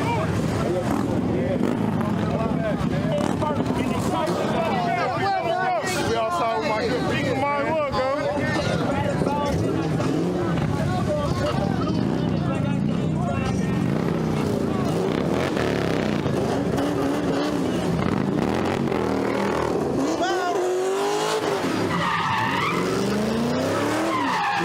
Long live Ronnie Mac. No world. Asking for it. 5 asking for it, you hear me? All right there, all right. Hold it open. There you go. I know one of you little niggas got that chicken. We're looking for the chicken, cuz. Over, son. Ronnie World or no world, man. Asking for it, man. If you ain't never put your hand out, put that shit out right now and ask for my nigga, though. You dig what I'm saying? We gonna 5 ever ask for it. Long live the real Mac. You see what's going on? Long live the real Mac, though. 5 asking for it, you hear me? Hey, now you don't go. Oh, what? Feisty. Who stole that chicken, though? Hey, look, I'm the favorite fat nigga of the 6th Street that cut love on. Hey, y'all niggas stealing chicken now? Ronnie, Give me. Hey, who stole the motherfucking chicken, nigga? Lil Greg gonna fire you, I stole the motherfucker. motherfucking chicken, nigga. I stole the motherfucking chicken. Okay. I'm eating chicken in the video and all that. I'm nutty. Big chicken. Titties, good. You have to swear because you don't want to share your licks because you said. Hey, fuck the chicken up, bro. Avocado, dog. I don't want no fries. That shit cold as hell. Fries aren't good? This must be fresh grease day. What's today? They gonna come back. They gonna come back. I'll go get up here and finish this shit out. Fuck him. He was this right here. There we go. You gotta ask for it, boy, man. We asking for it. Asking for it, you hear me? Hand out, asking for it, you hear me? Eat it all. Let's get it together.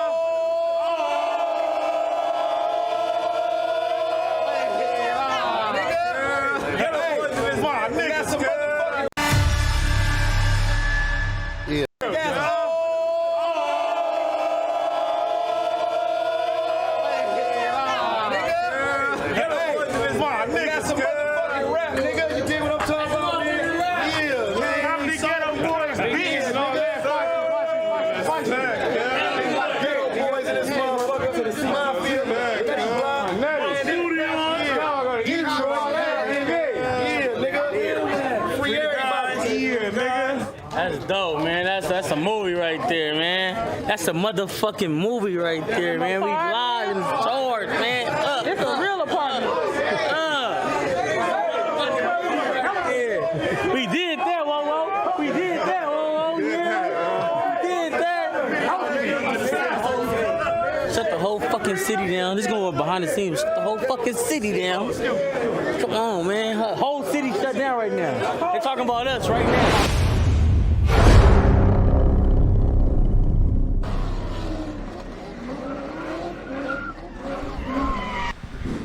Man, that was exclusive. Yeah, as y'all seen it. As y'all definitely seen it, man. You know what I'm saying? That's the behind the scenes. That's what's going on up in this joint. You dig what I'm saying? Hey, Peezy, we was in the building, man. Y'all seen the slideshows. Y'all seen the cars going crazy. Y'all seen all of that wild stuff popping off, man. You know what I'm saying? Like, yeah, that's what we doing out here, man. You know what I'm saying? That's what it's looking like in the middle of the Grandies, Compton. We was on Central, and we blocked traffic. We ain't had no police telling us to do it. We ain't had no cones. We just did it. Blocked traffic, made everybody wait, man. We went crazy. Man, it was a movie, man. You seen that. Shut the city down. Go run up the views on YouTube. Definitely go out there, go check it out. If y'all not subscribed over at the YouTube, y'all go subscribe to the No Studio on YouTube too. Run them views up. And if y'all think this was crazy, wait till that video drop. Wait till that video drop, man. And this is one. I'm telling you, the album, y'all, this is the one y'all been waiting for. It's the one y'all been waiting on, man. It's about to be ridiculous, man. It's the one y'all been waiting on, man. Gotti taking over the summer. Yeah, man. And shout, like we said earlier, shout out to Peezy. You know what I'm saying? Definitely shout out to him for popping out, you know what I'm saying, and doing what he did for us, you know what I'm saying? Y'all see how comfortable he looked out there? Like he was at home in his own backyard. He definitely was at home, you know what I'm saying? He definitely felt like he was home, and we enjoyed him, man. We enjoyed him, man. How did y'all like it, you know what I'm saying? Y'all in the chat, y'all let us know, man, how y'all like the behind the scenes. We need y'all to go to the YouTube, No Studio and Network. Comment on the video. For sure. Share the video, you know what I'm saying? Share the video that was before that, which is Geechi Gotti versus Clean Paper. Shout out Ruin Your Day. Sponsored by GTX. Make sure you share that as well. And then, you know, just turn up on the channel because we got a lot more content coming, man. A lot more content coming, man. You know what I'm saying? You feel me? What else we chopping it about with these peoples, man, in here, man? Man, I think we still got to keep it on the topic of the show, man. Okay. See, these teachers, we know how they be doing it out here. Teachers, don't know what's going on. It's the young, white, beautiful teachers. I don't know what they was at when I was in school. Man, it, I always wanted. I had a dream that I'll give you some D to get an A. I mean, man, I think that's a fair exchange. Man, I was one of them kids. I always wished I was able to get crack on one of my teachers. Let me just get some. Let me get a little bit. We had a fine ass substitute that came with when I was going to this little probation continuation school, man, and she was damn, she gonna know I'm talking about her too now, because it's like I have to, because she was in like a movie though, like called what's it, Chat Room or something, like, or the Luau, like a bootleg type movie called Chat Room, with like Brian Hooks, the nigga from 3 Strikes and all that. Damn, okay, she was in that. It was a little bootleg little movie and shit like that, and she even told us about like, hey, I'm in this little thing, Chat Room, her little day. She was subbing for like a month though, you know what I'm saying? Because one of our teachers had like a surgery at that shit, so she was there for like a month. She was pretty as a motherfucker, but it was like she was crazy as hell. You know what I'm saying? But on the right, she'd be like, man, because I used to get in trouble. I'd be like, man, I just hope she'd be like, man, what's your problem, man? Let me set you right real quick. We're like, shit, on the real, man. This teacher, never happened. This teacher, I don't know her name, but she was having a relationship with a student, an inappropriate relationship. Yeah. So somebody decided, you know what? Let's report her, man. What she doing? This ain't right. We can't have her doing this at this school. Yeah, facts. And backstory, she replaced the teacher that had the same allegations against him 2 years prior. So it's just like, damn, they cursed. Whoever get this position cursed. So they reported to the cops. Cops come gaffling. The person that reported her was her husband. She married up here getting adolescent penis. Like, this is out of control. Why? But that dude, man. And you doing it for your husband to know you that comfortable. He had to tell on you. Oh my goodness. At least it wasn't a student, because I've seen some students tell. That's out of control. You know what I'm saying? I'm like, if you getting that's Come exclusive on, man. access. Come on, man. She looking out for you. That's like Yeah, I don't know if you ever even got this. On the sneakers app, they give you exclusive access. With Nike, if you buy a lot of stuff, sometimes they like, oh yeah, these shoes we know hard to get. You can buy these before everybody. We didn't even release them. Yeah, you can buy them. Yeah, that's exclusive access. Yeah, man. And then when the teacher be bad, like I don't get what's wrong with these little niggas. But for the husband to turn her in, man, you know what I'm saying? Like, damn, I know that had to be a hard pill to swallow though. To know, like, you know what I mean? She probably coming home acting different. You know what I'm saying? Wilding out, and he like, man, the whole time you up in there, you know what I'm saying? Fucking with this little dude at PE. You know what I'm saying? She was a music teacher. Yeah. She was blowing that nigga trumpet. Blowing his trumpet, coming home talking about him every day and shit. It's this one kid in my class, He's so man, talented. David. He's so talented. Oh, man, he's just the best thing. He's so good with his fingers. You like, it ain't no piano. Yeah, like, what the hell you doing? He's amazing. You know what I'm saying? It's like, I just want more one-on-one time with him. You know what I'm saying? Because it's so much. Yeah, go ahead, man. Go take him. You know, he probably done brung him home, made dinner and all kind of shit, spaghetti and shit. He done took a liking to the little dude and shit. You know what I'm saying? Ran to the store, get him some juice. He done hurried up. Oh, man. Got the Capri Suns on ice for the nigga when he pull up. Man, that's what I'm saying, man. J's. But how are you so comfortable? What goes through your head to where you just seeing, and she did work at a high school, and it could have been a senior, it could have been a nigga that's 17, but it's just like, goddamn, what goes through your head to where you seeing this little cat every day, and you like, yeah, I'm gonna try him, and you gotta know that he gonna go for it. So like, do you give him subtle moves to like let you know you gonna try to throw yourself at him? Like, I don't know. See, me personally, it's like I'm thinking of how I would have wanted the teacher that did it to me. You know what I'm saying? Maybe I'm in trouble or something, or she coming to talk to me after class and just giving me my little pep talk, and she just, you know, kind of put her hand somewhere or something, and we just continue to talk, and I don't really push it away. You feel me? It just goes down. That's how I would think. You know what I'm saying? Like, she tried to little, like, you need to relax. You've been acting up in class, and it's like, nah, but I know, and it's like, no, for real. You really need to relax. And it's like, oh, okay, Miss Johnson. You know what I'm saying? I'm going to chill out. I would want it to be to where it's like, all right, look, yeah, I'm going to keep you in detention. She keep me in detention. She up in there, she locked the door. Yeah. She give me a little subtle look like, I'm going to show you how to write these standards. And then she do a little back eye cut at me, a little glare. And I'm like, to get up. Okay. Yeah. And then so she got a little bitty shirt on. She ain't got on no skirt. I ain't going to get too freaky. She got on jeans. But you know how chicks used to wear their little thongs up so you can see it? So she reaching extra high on the board so it can lift up. Damn. And then she like, you making sure you watch me do these standards? And I'm like, oh. Hell yeah. Yeah, I'm watching. How many you want me to write? You know, babe. However long you can last while you writing them. Yeah. Oh, shoot. Okay. I can last. You know then she turn around. I'm catching her advances. And then as she hand me the chalk, she just rub and caress me. Damn. Drop the chalk down. And y'all just and then just bust the shirt open. Hell yeah. Hell yeah. Nigga Hell seen this on the yeah. I'm about to dog you out. You know what I'm saying? This for sure. You see this on Cinemax when them softcore porn shows. Red Shoe Diary on me. Yeah. You already know. On HBO. Oh, man. Aliens from outer space. That's crazy what be going on in young niggas' heads. And I know I'm dealing with that with my son now. He always taking like 2 showers a day. I'm like, bro, what you doing in there? He like, oh, I was dirty. I'm like, you just took a shower, like when you got home from school. And I don't hear the water. Like, what you doing, bro? Yeah, he getting right. And he got to have his phone. He always got to have his phone with him. Yeah. So I'm not that intrusive to I'm going to bust in on him because you got a little lock you can twist. Yeah. My wife, she decides she want to go see what this little nigga doing. Oh, man. Damn. She said she walked in there. He's sitting like Gandhi, like Indian style, naked, on the floor, naked. Yeah. On the floor with his phone in one hand and going to work with the other hand. On the real. And he's so into it, he don't even hear her come in the room. In his like, zone. she done came in, she came in like, I can't believe what I just see. I said, I told you. Don't be busting in there, man. That door locked. He trying to figure it out right now. Yo, what's going on? He young. He up in there figure it out. going to town on Round and could Brown. never catch me because I was always quick enough to have the we didn't have phones, but I had Cartoon Network on the last real quick. You know, hurry up and be like, hey, what's going on, man? God damn, ain't nobody there, Nettie. You know what I'm saying? Going on over here. little Dexter's Laboratory. Some cat You know what I'm dog. You saying? feel Like, me? yeah. Ren and Stimpy. Ain't nothing real going on. All Like, real monsters. You know what I'm I'm dealing saying? with a real monster. Real. Like, what the hell you thought you was finna see?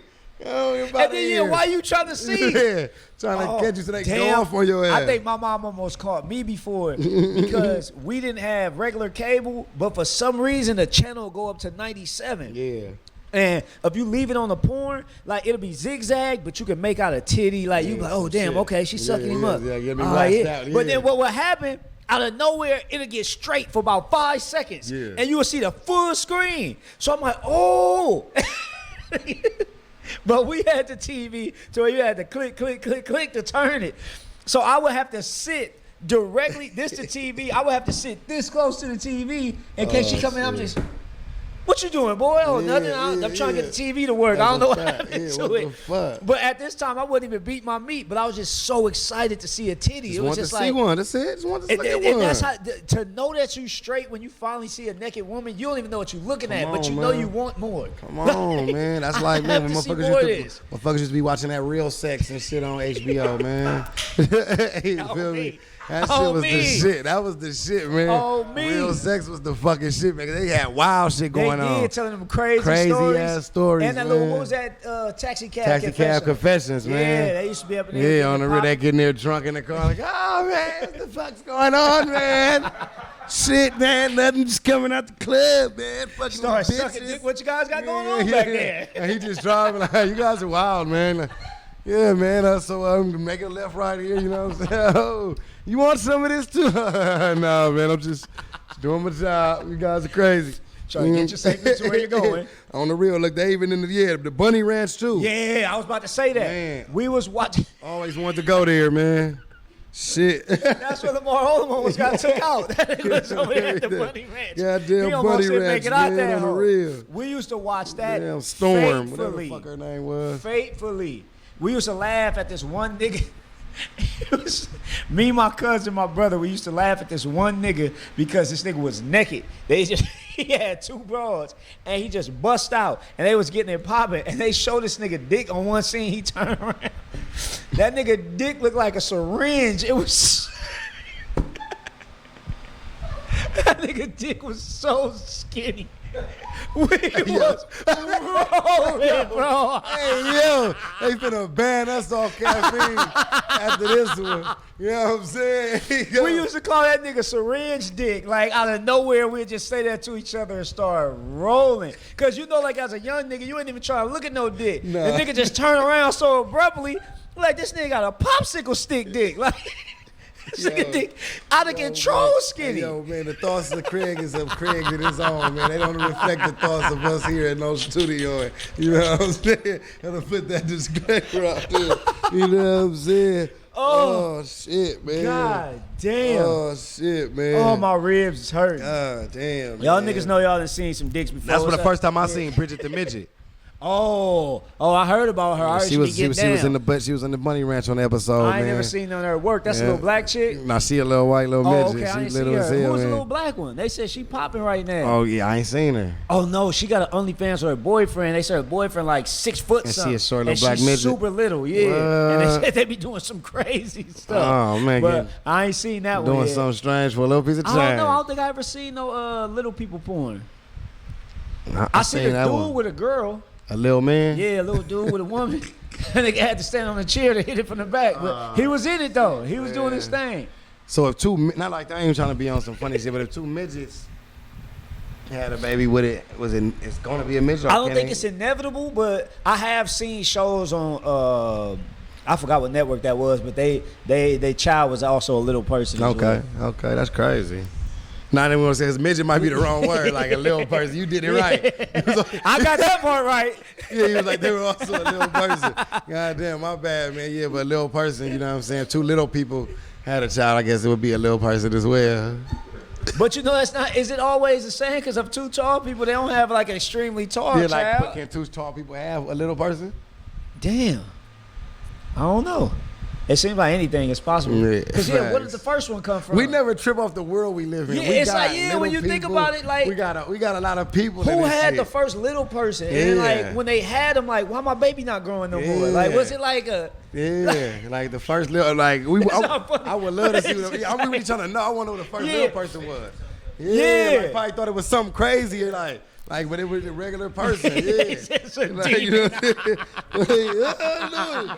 Probably killed it or something. They first not like that though. But the first person who had a little person probably like did an exorcism. What the hell is shit. this? Like you feel me? Like get the fuck away from me. You know, because I know me. If I was the first person, I would have been tripping. I would have been tripping. Or even the albino. Yeah. If you got an albino baby, like what the hell wrong with the color? The first one, See, now everything done been normalized, so it's like you used to it. But the first people, they probably had it bad. Hell they was thrown I'm off. flipping out. That's like the first person to have an obese kid or something. You know what I'm saying? I hate when I see little chunky kids like that, man. It's just like, what are y'all feeding this kid? I remember Maury used to have these shows, and I know he used to just be exploiting these children. It was a baby on there. Exploit them. It was a baby on there. That nigga was 18 months, and the little nigga was 100 pounds. Oh, baby. And his mom was like, he'll eat 3 bags of Cheeto Puffs. He'll have 2 liters of Pepsi. Like, what the He'll fuck? eat 6 hot dogs. Stupid. And she's like, that's just his breakfast. Yeah. What the hell you doing to this little nigga? Yeah. He like a goldfish. He gonna eat whatever you give him. And the little nigga look like Kirby. On me, he look like. And they got the nerve to bring the little nigga out, not naked, but he ain't got no clothes. He never got no shirt, no drawers and shit. Like, come on, cuz I play with these kids like that, homie. You know what I'm saying? Them your kids, you don't gotta feed them that much. This nigga about to have diabetes at 4 if you keep letting them eat like this. For real. That's out of control, man. That's child abuse, goddamn. Yeah, on the real, man. Like, for real, though. The hell you doing to this kid? I wasn't even thinking that, but yeah, no disrespect, man. We know that dwarfism has always been around. Yeah, for sure. Hey, I'm damn near people one. always been around. We was joking like a motherfucker, you know what I'm saying? On me. We ain't trying to get canceled and shit. But y'all know it's no studio, man. Niggas have a good time up here. We gotta enjoy it, man. That's what y'all here for. Y'all know something crazy gonna come out. Going on? God damn it. Man, what's happening in the West? My nigga Snoop Dogg and Jamie Foxx coming out with a movie called Day Shift. It's a Netflix movie. It's about chasing down vampires and getting money. That boy money for fame. That boy Snoop, man. He was already Jimmy Bones, so now the nigga chasing the vampires. He stay on some shit, man. Man, it might be dope with Jamie in it too. Might be crazy. Jamie Foxx, you know what? One thing we do gotta give Jamie Foxx his accolades. He's the best conversion that came from comedian, music, and acting. Like nobody's did it like Jamie Foxx. And the nigga had a hair transplant before niggas really knew them was out like popping. Cause I seen the nigga line sliding back, and then it just out of nowhere it come back. I see what you did, Jamie. We see you, Jamie. Genius, though. We see you, Jamie. I let you get away with it cause it's you, and I see what you did there. But with him and Snoop, that's a perfect combination. And I wonder if this their first time working together. No, it can't be. Yeah, you wouldn't think it was, but I don't feel like I seen them do nothing with each other before. Hey, Bones was a good movie though. It was. Like as much as people went to clown and like thought it was like a joke, Bones was a good movie. For real. But everything that Snoop seemed to touch is golden. Like Snoop can't do no wrong. And with him being a West vet, you know what? I love to be able to see his success for so long and duration in the game. Yeah. Snoop Dogg is like the successful Soulja Boy. Like people say Soulja Boy got all these entities and all the stuff that he's trying to get into, but none of them just like really pop. Yeah. Everything Snoop do work. Who thought a cooking show with Snoop Dogg and Martha Stewart would take off the way it did? He's in Pop Warner football. He's all over it. His team always has successful players. They always loving the system. I actually seen him at one of my little brother games before. Damn. Snoop is involved with his community. Super. He got. As a matter of fact, Snoop he breaking the game so much. They got a professional blunt roller. Man, Snoop Dogg is black excellence, man. That's he's the embodiment of it. Yeah, man. Salute Snoop Dogg. We're going to give you an award at the end of the year, man. No studio on the award. We're going to get you one. Definitely. Snoop already solidified. Snoop, like, he already solidified. He got to get one. We got to give him one. He got to put. We got you, Snoop, for sure. At the end of the year, we got a lifetime achievement award for Snoop Dogg. Yeah, no studio on lifetime achievement award. Somewhere before. Yeah, so we gonna make sure we do that if he didn't. I gotta look that up. I gotta make sure. Snoop, he deserved that. We ain't gonna disrespect him like that. Hell no. If he didn't get it, we need one, man. But his professional blunt roller, he pays him $50,000 a year just to roll blunts for him. Snoop. And they just got a raise. I've been rolling blunts all my life, y'all. Let's get it. You know what I'm saying? But with as much as Snoop smoke, how far before this nigga fingers fall off? Arthritis, lock up, something. Give it to me. I don't need hands. I got 50,000. I don't need them. Yeah, you know what I'm saying? I don't need them. I hire somebody to do it when our hands fuck up. I'm gonna give you half. You just keep doing it. I don't even know if I would want a blunt roller because they gotta lick it. Like they gotta lick my blunt up. Hell yeah. Everybody's how it is. Everybody blunt get licked. Yeah, but it's like, damn. Not like that sounded crazy. Everybody blunt get licked. Like, whoa. You know what I'm saying? Like, man, in battle rap too long. Everything sound creepy to me. Like, everybody blunt get licked, man.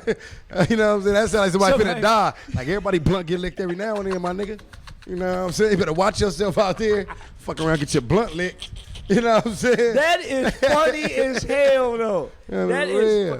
What slang do you think? Like my pops come up with the craziest slang. Yeah. And I don't know where he got it from, but my pop's funny as hell. Yeah. But he say stuff that I say to this day. Yeah. Like he'll say like if you knock a nigga out, if you kill a nigga, he be like, yeah, man, I put that nigga dick in the dirt. Yeah, like that's the dick first in the time I ever heard it from him, but I know it's an old saying, but it's like nigga face plant, like you kill him. My young nigga said some shit that old man said the other day, man. Too chilly for a hot dog. Too chilly for a hot dog. You know what I'm saying? Like for real though.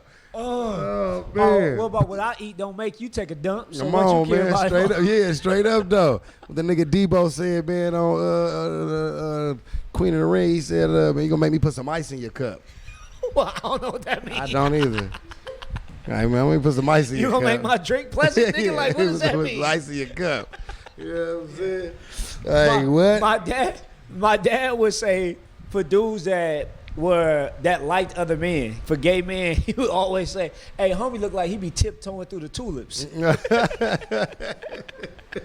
what I'm saying? Hey, they used to say like when a motherfucker was soft, like, ah, man, he went through a crayon in the kindergarten riot. That's the first time I heard that one. He won't throw a grape in a fruit fight. He won't throw a crayon in the kindergarten riot. All the creepy dudes, the dudes that he was like, they'd be hella aggressive or like they had like creepy vibes toward women. Yeah. He'd be like, hey man, that nigga's a tree jumper. Oh, shit. I'm like, what? He'd be like, yeah, man. he be waiting by the bushes for a bro to pop out and he'd jump on it. That nigga's a tree jumper. Oh, hell no, My man. pops got some crazy cold stuff, game, man. Yeah, them old dudes, that's what they say, man. They say crazy, slick shit to them women. It be working, though. Your soul is a sight for the sore eye. Like a sight for the sore eye. He used to always tell my brother, my pops, we did used to see him, like we didn't used to see him all the time because him and my mom had a falling out. But when Pops came through, me and my brother be like, God damn, Pops about to come talk to us. Yeah. 3-4 hours, mandatory. Yeah. And any of our homies, he like, hey man, y'all around? Come here, man. Yeah. He gathered the whole hood and just talked to everybody. But he would always tell us this line. He'd be like, man, you just go up to a girl and he'd be like, oh, damn. And he said, you just open your hand and go like that. And she'll look down, like, hey, baby, did you drop this? She'll look down, it'd be nothing there. He'd be like, hey, pick up on this, though. You know what I'm saying? Yeah, he had his game going. I was like, nigga, that's cold. See, the game, that's a cold one, though. the game, you know what I'm saying, on the real, like, you know what I mean? The game, I remember we used to do, we'd just walk up to him and just start saying our number. Hey, I mean, 536. She like, huh? Oh yeah, no, my number. You feel me? Just be already writing it down. Oh, my bad. Did you ever used to use pickup lines, and what was your like go-to? I never really was a good pickup line. Me neither. Nigga, it's man. hard to break the ice. All that. Yeah, your legs must be tired. Been running through my mind all day. You from Memphis? You the only 10 I see. Yeah, like Shut I up, couldn't nigga. do all that. You know Trash. what I'm saying, on the real, like, you feel me? I couldn't do it, man. I always wanted to have them lines though, them one-liners, man. I was never that slick. I never was the nigga with the one-liners, because it always seemed like it would have been cringy. Like the opportunity wasn't there for me to just like, oh yeah, nah, that ain't a good one. That was trash. On the real, I always sneak into it. You know what I'm saying? Like, nigga, like, you feel me? Like, I never knew how I even got it like that. I don't even know how we started. You know what I'm saying? It just happened. My wife. Feel me? For real, how did you meet your wife? Damn, that's a fucked up story. No, not like that. Not like that. Not like that. Damn. I gotta have her on here to tell it now. I feel bad that I even started it off like that. You know what I'm saying? But like, yeah, man, I definitely gotta have her up here, man. Yeah. I definitely gotta have her up here because it definitely was dope though. But I will say she she reached out to me though. So she approached you. Like let me know she was feeling me. My wife did the same Yeah, thing. she let me know she was That's what I'm feeling about to me say. though. My wife came up to I me. mean, she let me know she was feeling me, and I'm like, what? Like, The crazy part, we was from the same clique, right? Yeah. And I barely knew her. I seen her one day, and actually I was gonna push my wife off on my brother. Yeah. When I first met her, straight up. because she looked so young. I'm in 11th grade, and you know it's just like it's written. Like Yeah, you can't straight talk up. to nobody that's Straight up. in the grade under you or like a 9th grader. That's out for sure. Straight up. I'm in 11th, my brother in the 9th. We see her walk by. I'm like, God damn, like that little cutie right there. Straight up. And I tell my brother, I'm like, hey man, you need to holler at her. And he's super shy at this time. He's straight like, up. yeah, you know, I'm gonna do it. Like, I'm gonna do it. I'm like, somebody in the crew got to get that. You got to do that justice. Yeah. So I see her again. I walk by, and then they like, oh, they bring her over. Like apparently her boyfriend from the same clique we from. For real. They're like, oh yeah, this Delisha. She just came from Compton High. They're like, oh yeah, she in the 10th grade. I'm like, oh, damn, 10th. You in between both of us. So all right, I might have a shot at this. Yep. I got a girlfriend at the time, no. But I'm still like, She on your ass in the comments too. She see you, nigga. She said you was in the 12th, nigga. I was not the 12th. I was not the 12th when I first seen her. When I first seen her, I was in 11th. I'm 2 years older than her, a year and 6 months older than her. Okay. She just turned 33. Now I told your age. So I see her at school. We make eye contact. I'm like, all right, but I think she got a boyfriend. Yeah. I'm freshly out of a breakup, actually. Okay. So I see her. We stay in something called the Harbor Village, like a gated community. Used to be I know a where that's project. at. Yeah. So I walk out the back gate one day, me and my brother, and her homegirl hold the gate open for us. Straight up. We walk by, and she yells something out, and I look at my brother. I'm like, you heard what she said? She was, and we was like, no. We just started laughing. Apparently, she was like, "Oh, I'm gonna get you one day." Like she said that to me. Okay. So I'm like, I didn't even know she said said this. that. Okay. I have an 18th birthday party in the Harbor Village for my birthday. Okay. And we never even formally met. Okay. Like we only seen each other Through in passing. and shit, yeah. And she somehow find out I'm having a birthday. She pop up. Damn. So I'm up in there, nigga, babed out. I got me a babe hoodie. Yeah, you was got some on. custom, Come on, babe was the shit. Ibisus. Come on, You man. can't Come tell on. me I'm not Come that on, nigga man. up in Come here. on, come on. Everybody want me in this joint. I'm up in here. It's my birthday. Hot as hell. We up in there dancing, and I tell my cousin, my brother, like, man, I gotta holler at her tonight. I gotta get her number tonight. Yeah. We up in there. We sitting up. Chris Brown's song, come on and popping. On and popping.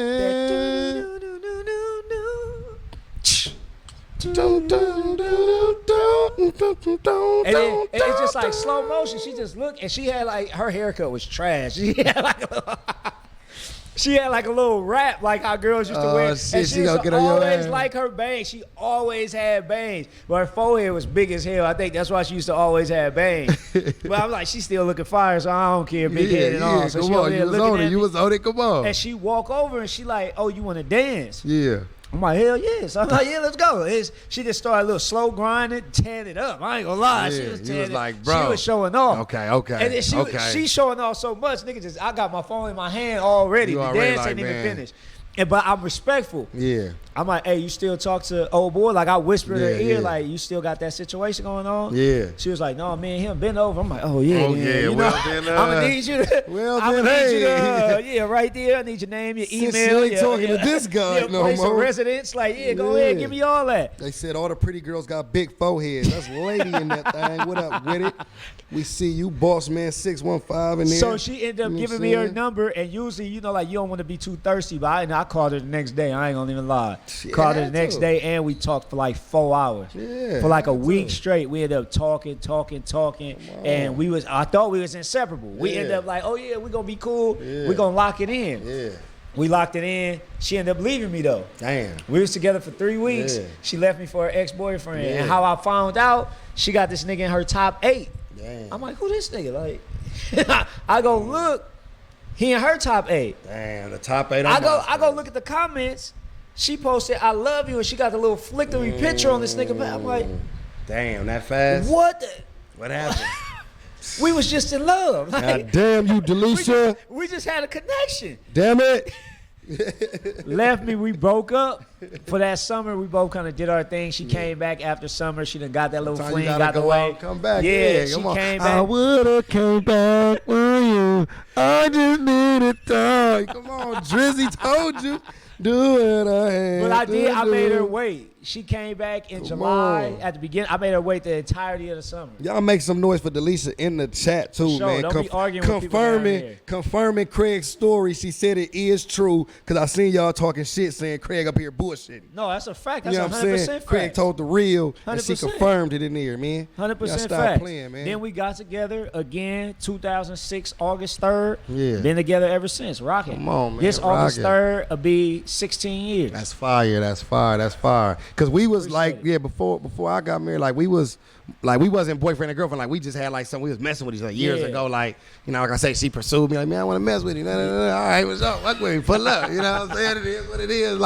But I was still young and just wilding and doing what I'm doing. So it was to me, it was just I'm having a little fun, but I'm a little serious with you though. Yeah. But I'm still I'm out here. I got a little other shit going on, and I was doing some bullshit at the time, I was the beginning of my gambling troubles was even way back then. So I remember I would hit her up man, yeah, what you got going on, man? Nah. She be like, nah, I be like, hell yeah, man, nigga, like $100 though to make this little move real quick. I'm gonna bring it back. You know what I'm saying? First couple of times I was able to come up in the gambling, and I'll probably be low off something. Come back, boom, win me a little thigh while come back, break her off her 102, doing good. Then it got all bad.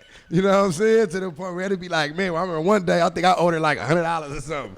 150. It was something small though. And I'm ducking her like, man, that ain't my girl. You know what I'm saying? Like, fuck it. You know what I'm saying? She called me like, you bitch ass nigga. You know what I'm saying? You over $150, never fucking with you again. You a lame ass nigga. You know what I'm saying? On the real. You know, I'm like, damn. You know what I'm saying? Like, fuck. Done blew this one. You know what I'm saying? But fuck it. You know what I'm saying? But then I came back, you know what I'm saying? Boom, came back, made it right. You know what I'm saying? We rocked out. Then we kind of went our separate ways. We left for years. You know what I'm saying? I think I ran into her, I want to say online again. I didn't see her in person. I think I seen her. I always was her friend on one of them social medias. But like I say, she was in a relationship. And then just one day, I don't know what was going on where I might have commented on something or she commented on something. I was like, damn, man, long time I see your ass. She got going, you know what I'm saying? See you in a minute, since I ran off with the 150 type shit. You know what I'm saying? Hey, see you in a minute. You know what I'm saying? With long story short, it was we never, like I say, I'm bullshit. We was on good terms when we did leave off, but it was just back to being on some chill shit, just starting through the texting and getting to talking again. Damn, I ain't seen you since this and that. And all the old little shit we used to do, because nigga did a gang of little shit with her, and then it was just slowly but surely just rekindled it. And then I went through something. I had some little shit going on with me where I got sick. I got sick as fuck. Went to the hospital. I was in there for some days on the real, and we just started back talking, and she came. She was in there every day at the hospital every day. Boom, boom, boom, boom, faithfully. That show it right there. You know what I'm saying? Really rocking in. And I'm just on a little, just man, it's my girlfriend. Yeah. Fuck it. You know what I'm saying? I can't do nothing but that. Yeah, we back cracking now. You know what I'm saying? Man, tell your man, he got to bounce. You know what I'm saying? Nigga, this shit back lit. You here when I'm about to die.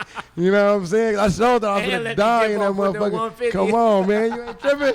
Come on, man. You know what I'm saying? So it started like that, then it just was rocking. That was that got rekindled back in 2015. You know what I'm saying? So, damn, that's crazy. Yeah. I like you said, sometimes you just need that brief separation, and then you come back. We know more. We're more knowledgeable, and then it's when she's showing that she's already that invested. Because what I did skip about my story, her and a close friend of hers, they were cousins. Yeah. And in our little breakup, I ended up messing around with the chick. Yeah. So I knew how usually girls are growing up in that era. Oh, if you mess with a friend of mine, you off limits. Yeah, so I'm I'm wrote off. It's no way after she find this out, she gonna still mess with me, because they supposed to be close friends and all that. But when I was able to see she was beyond that, she looked past that, and I was a broke nigga. When we got together, she would bring me tacos from her auntie house, bring me whole plates, buy me Jack in the Box, all kind of stuff. And I'm like, damn, if you could be down for me like this when I ain't got nothing, I'll be willing to give you the world when I can reciprocate that, and I can show you on the other end of that. So everything that she gets to is she deserve it. Because when I didn't have it, she helped water. Like I said, that nurturing that I needed earlier, she watered what nobody else thought was we got my wife in here. Thought you was about to start telling lies. You know how you do. God damn. Twin. The hell going on? It's time to tonight? end it. Time to end the show. Cut. Too many people in here. What's going on? Who y'all working for? You know what I mean? But shout out Twin Celia in there. You know what I'm saying? That's her. I didn't even know you had a caffeine account. This is news to me. We had a lot to talk about. You know what I'm saying? What's going on? When'd you make one? You know what I'm saying? Like, hold on. This is crazy, man. Oh, damn, they both came out in unison, like spider sense. Yeah, man. Yeah, exactly, man. She in there talking about some high deletion. Yeah, go ahead. Now they talking, you know what I'm saying? But yeah, definitely, man. Like, I think, you know, those things make it, though. You know what I'm saying? As far as like the how it starts and then how it comes about. Like, I think that's a dope story that you told, that it ended up being something just like that, like a party, and then boom. You know what I'm saying? Look at y'all years later. You know what I'm saying? I think, you know, love always gonna last the test of time. Like we done had these conversations. Y'all so open and able to talk about anything and get through anything. And I think it's the same on my end. We talk about anything, get through anything. And I feel like it's however it's gonna work, it's gonna work. You know what I'm saying? Whatever's working for y'all, it's gonna work for y'all because y'all keeping it between y'all. What's working for us, it's gonna work for us because it's between us. You know what I'm saying? I think that's how stuff lasts in this society. You know what I'm saying? And that's great to like be on the level that you are in life and be able to still like show like, yeah, I got my kids, I'm in my kids' life, and I got a wife. Yeah. Because it's like it's always something tied to like, oh, you know, the rappers, the entertainers, they don't do this. This isn't the life for them. But I think that we gotta break those systems. Yeah. Like if I don't see, and I forgot who I heard say this quote, like if I don't see any good people in the world, I'm not going to complain about it not being any good people. Yeah. I'm going to decide to be a good person. Yeah, facts. So I'll keep the thing going. If I'm the nigga that got to carry it, I'll be the good person. So I think that's something that we doing, and that's black excellence as well. Black excellence, man. Black fathers, black husbands out here, black wives in the chat. So give us some props, wives, joint, man. Give them props, man. Give props up, man. Give some props up in this joint, man. Bring some props in this thing, man. We see all the comments, man. They popping in, they coming fast. You know what I'm saying? Y'all in this joint, drop some props, drop some props, drop some props. Give them up. We got a few more things we're going to touch on. So Game right now, man. Game seem to be staying in the news. He must be about to drop something big. Yeah, okay. Game is claiming that he the best rapper in the world. Yeah. He's studioing or not? Studioing. It's a little game, though. Excuse me. It's a little game, biggest though. And best in the world. Definitely not the biggest, though. Like, now, best you is subjective. I was just saying studio because I feel like I'm the best. You know what I'm saying? But that's subjective. But the biggest, nah, you're not the biggest game. But you one of the biggest, one of the dopest. You know what I'm saying? And yo, we got the right to feel that way. But if we just talking numbers, we talking notoriety right now, you definitely not the biggest. It's a lot of artists that's way bigger even right now at this time than Game. Do you think it's a way that he can paint that picture to sell itself as the best rapper? Because we know like all of this, no, the fuck he not. He delusional at this point. Game will be a legend but at least for the West. No, that's right, nigga. Fuck that. He delusional. We not even finished sugarcoating. Game, you're not the fucking biggest rapper in the world. Come on, man. And I fuck with Game. He's from Compton, man. One of the dudes, you know what I'm saying? But he's not the biggest rapper in the world. Like, it's people that's not listening to Game right now. Yeah, that's true. A lot of people don't even know if he still rap. Yeah, shit like the biggest. Like, come on, man. Like, Game could walk in places and people gonna know who you is. You've been doing your thing. Yeah. But if you walk in right now at the same time as fucking Lil Baby, they run into that. They gonna run a Lil Baby. It's just, and that's just right now. And if you walk in at the same time as fucking Kanye, walk in at the same time as Drake. You dig what I'm saying? Like Jay-Z, Snoop Dogg. You know what I'm saying? Like Kendrick Lamar. Like, come on, man. Lil Durk. Like, when the list goes on, man. Geechi fucking Gotti. Shit, man. God damn it. Coming to Granny's, at least I'm bigger than him over here, motherfucking shit. But nah, that's just being realistic on that. But the best part is subjective. He is one of the best rappers. So he can argue that because he probably feel like his pen is better than a gang of motherfuckers. And he's proven it time and time again. 300 bars and running. We talking about man, would you battle? I mean? Would you battle Game? Yeah, I would, because I'm a battle rapper. But do I think that do I think that Game could battle? I definitely think he can. Because I know he did the 100 bars and running. Like Game was going after the whole G Unit for. He had bars on top of bars on top of bars for him. I never even thought about that until you just said this right now. But I think Game in a battle rap arena, that'd be dope. Yeah. Bring out a West Coast Battle League and just have y'all both headline that. Yeah, that would be crazy if we did that. That'd be a movie. You know tell Wack to set that up, Game. Wack, set it up, man. Let's get it. You know what I'm saying? On the real, man. But you know, that'll be for something like, you know, like that'll be big for the city on some Compton shit. Yeah, for sure. You know what I'm saying? Let's talk about that real quick. Like when we talk about Compton, like who would you consider the king?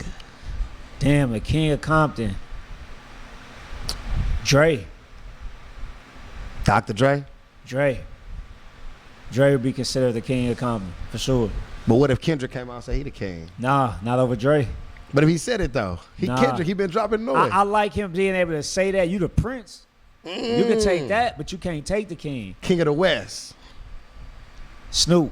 Cube can't talk? He can. He got to fight. But like I said, if we talking about everything that he touched, like Snoop still, I can't remember the last time I heard from Cube. Okay. Like, and I'm probably just not looking in the right ways, but he did do some big stuff. I'm not going to downplay that. What he's done in movies, what he's done with the Big 3 League. Ice Cube is actually, he's really out here. He's well accomplished as well. Yeah. But I would say Snoop got the nod on that. Like, a Snoop's still outside. It's prevalent. Snoop is outside. Yeah. Like, I got to give Snoop that crown for the West. And if I think that if we go to somebody that you could say they barely know about hip-hop, barely heard about it, you ask them which one they know. Snoop Dogg. Yeah. So just that means that your reach is longer. Yeah. So since the fact that, they know you in Amsterdam and Germany and France and Botswana and all that. Straight up. Snoop got that. I don't know. Right now, I feel like Kendrick got the crown, though, man. Over Dre? Right now. A lot of people not even liking this album. I hear what about a lot Gang? of people. Nah, hell no. Gang can't be king. We ain't gonna do that.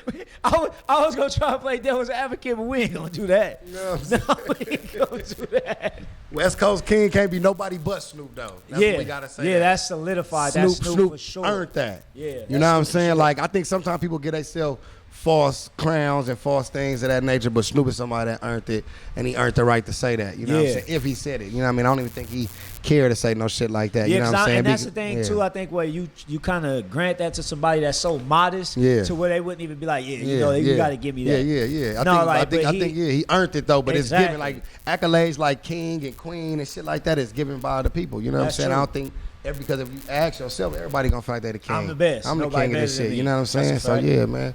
You know, but me, I think I would agree with them. My up and down would be the Kendrick, just because I felt like for this new era and this new generation, he been holding the torch for the city, running it through a wall. And, Dre's still Dre all day long. Yeah. But he been in the cut, ain't really been doing too much. Been sitting back. Kendrick still been in the field, holding the torch, running it around. You know what I'm saying? True. I mean, or me, but you know what I mean? Like, shit like that. You know what I'm saying? But just with Dre, y'all heard me say or me. I know y'all heard it. When we think about just NWA, how iconic that is. Easy fucking E, I know.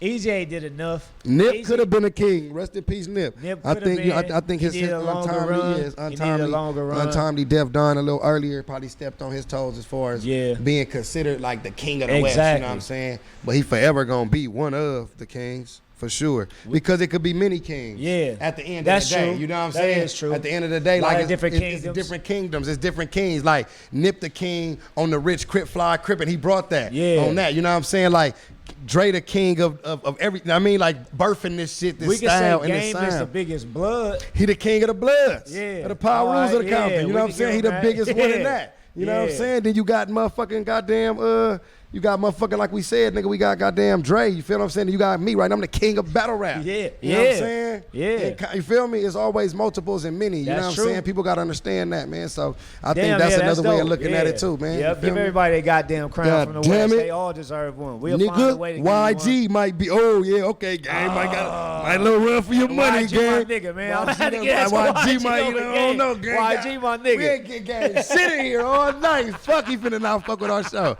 We just, man, you might, goddamn, gang. They keep coming up with names, nigga. Shit, ain't our fault, bro.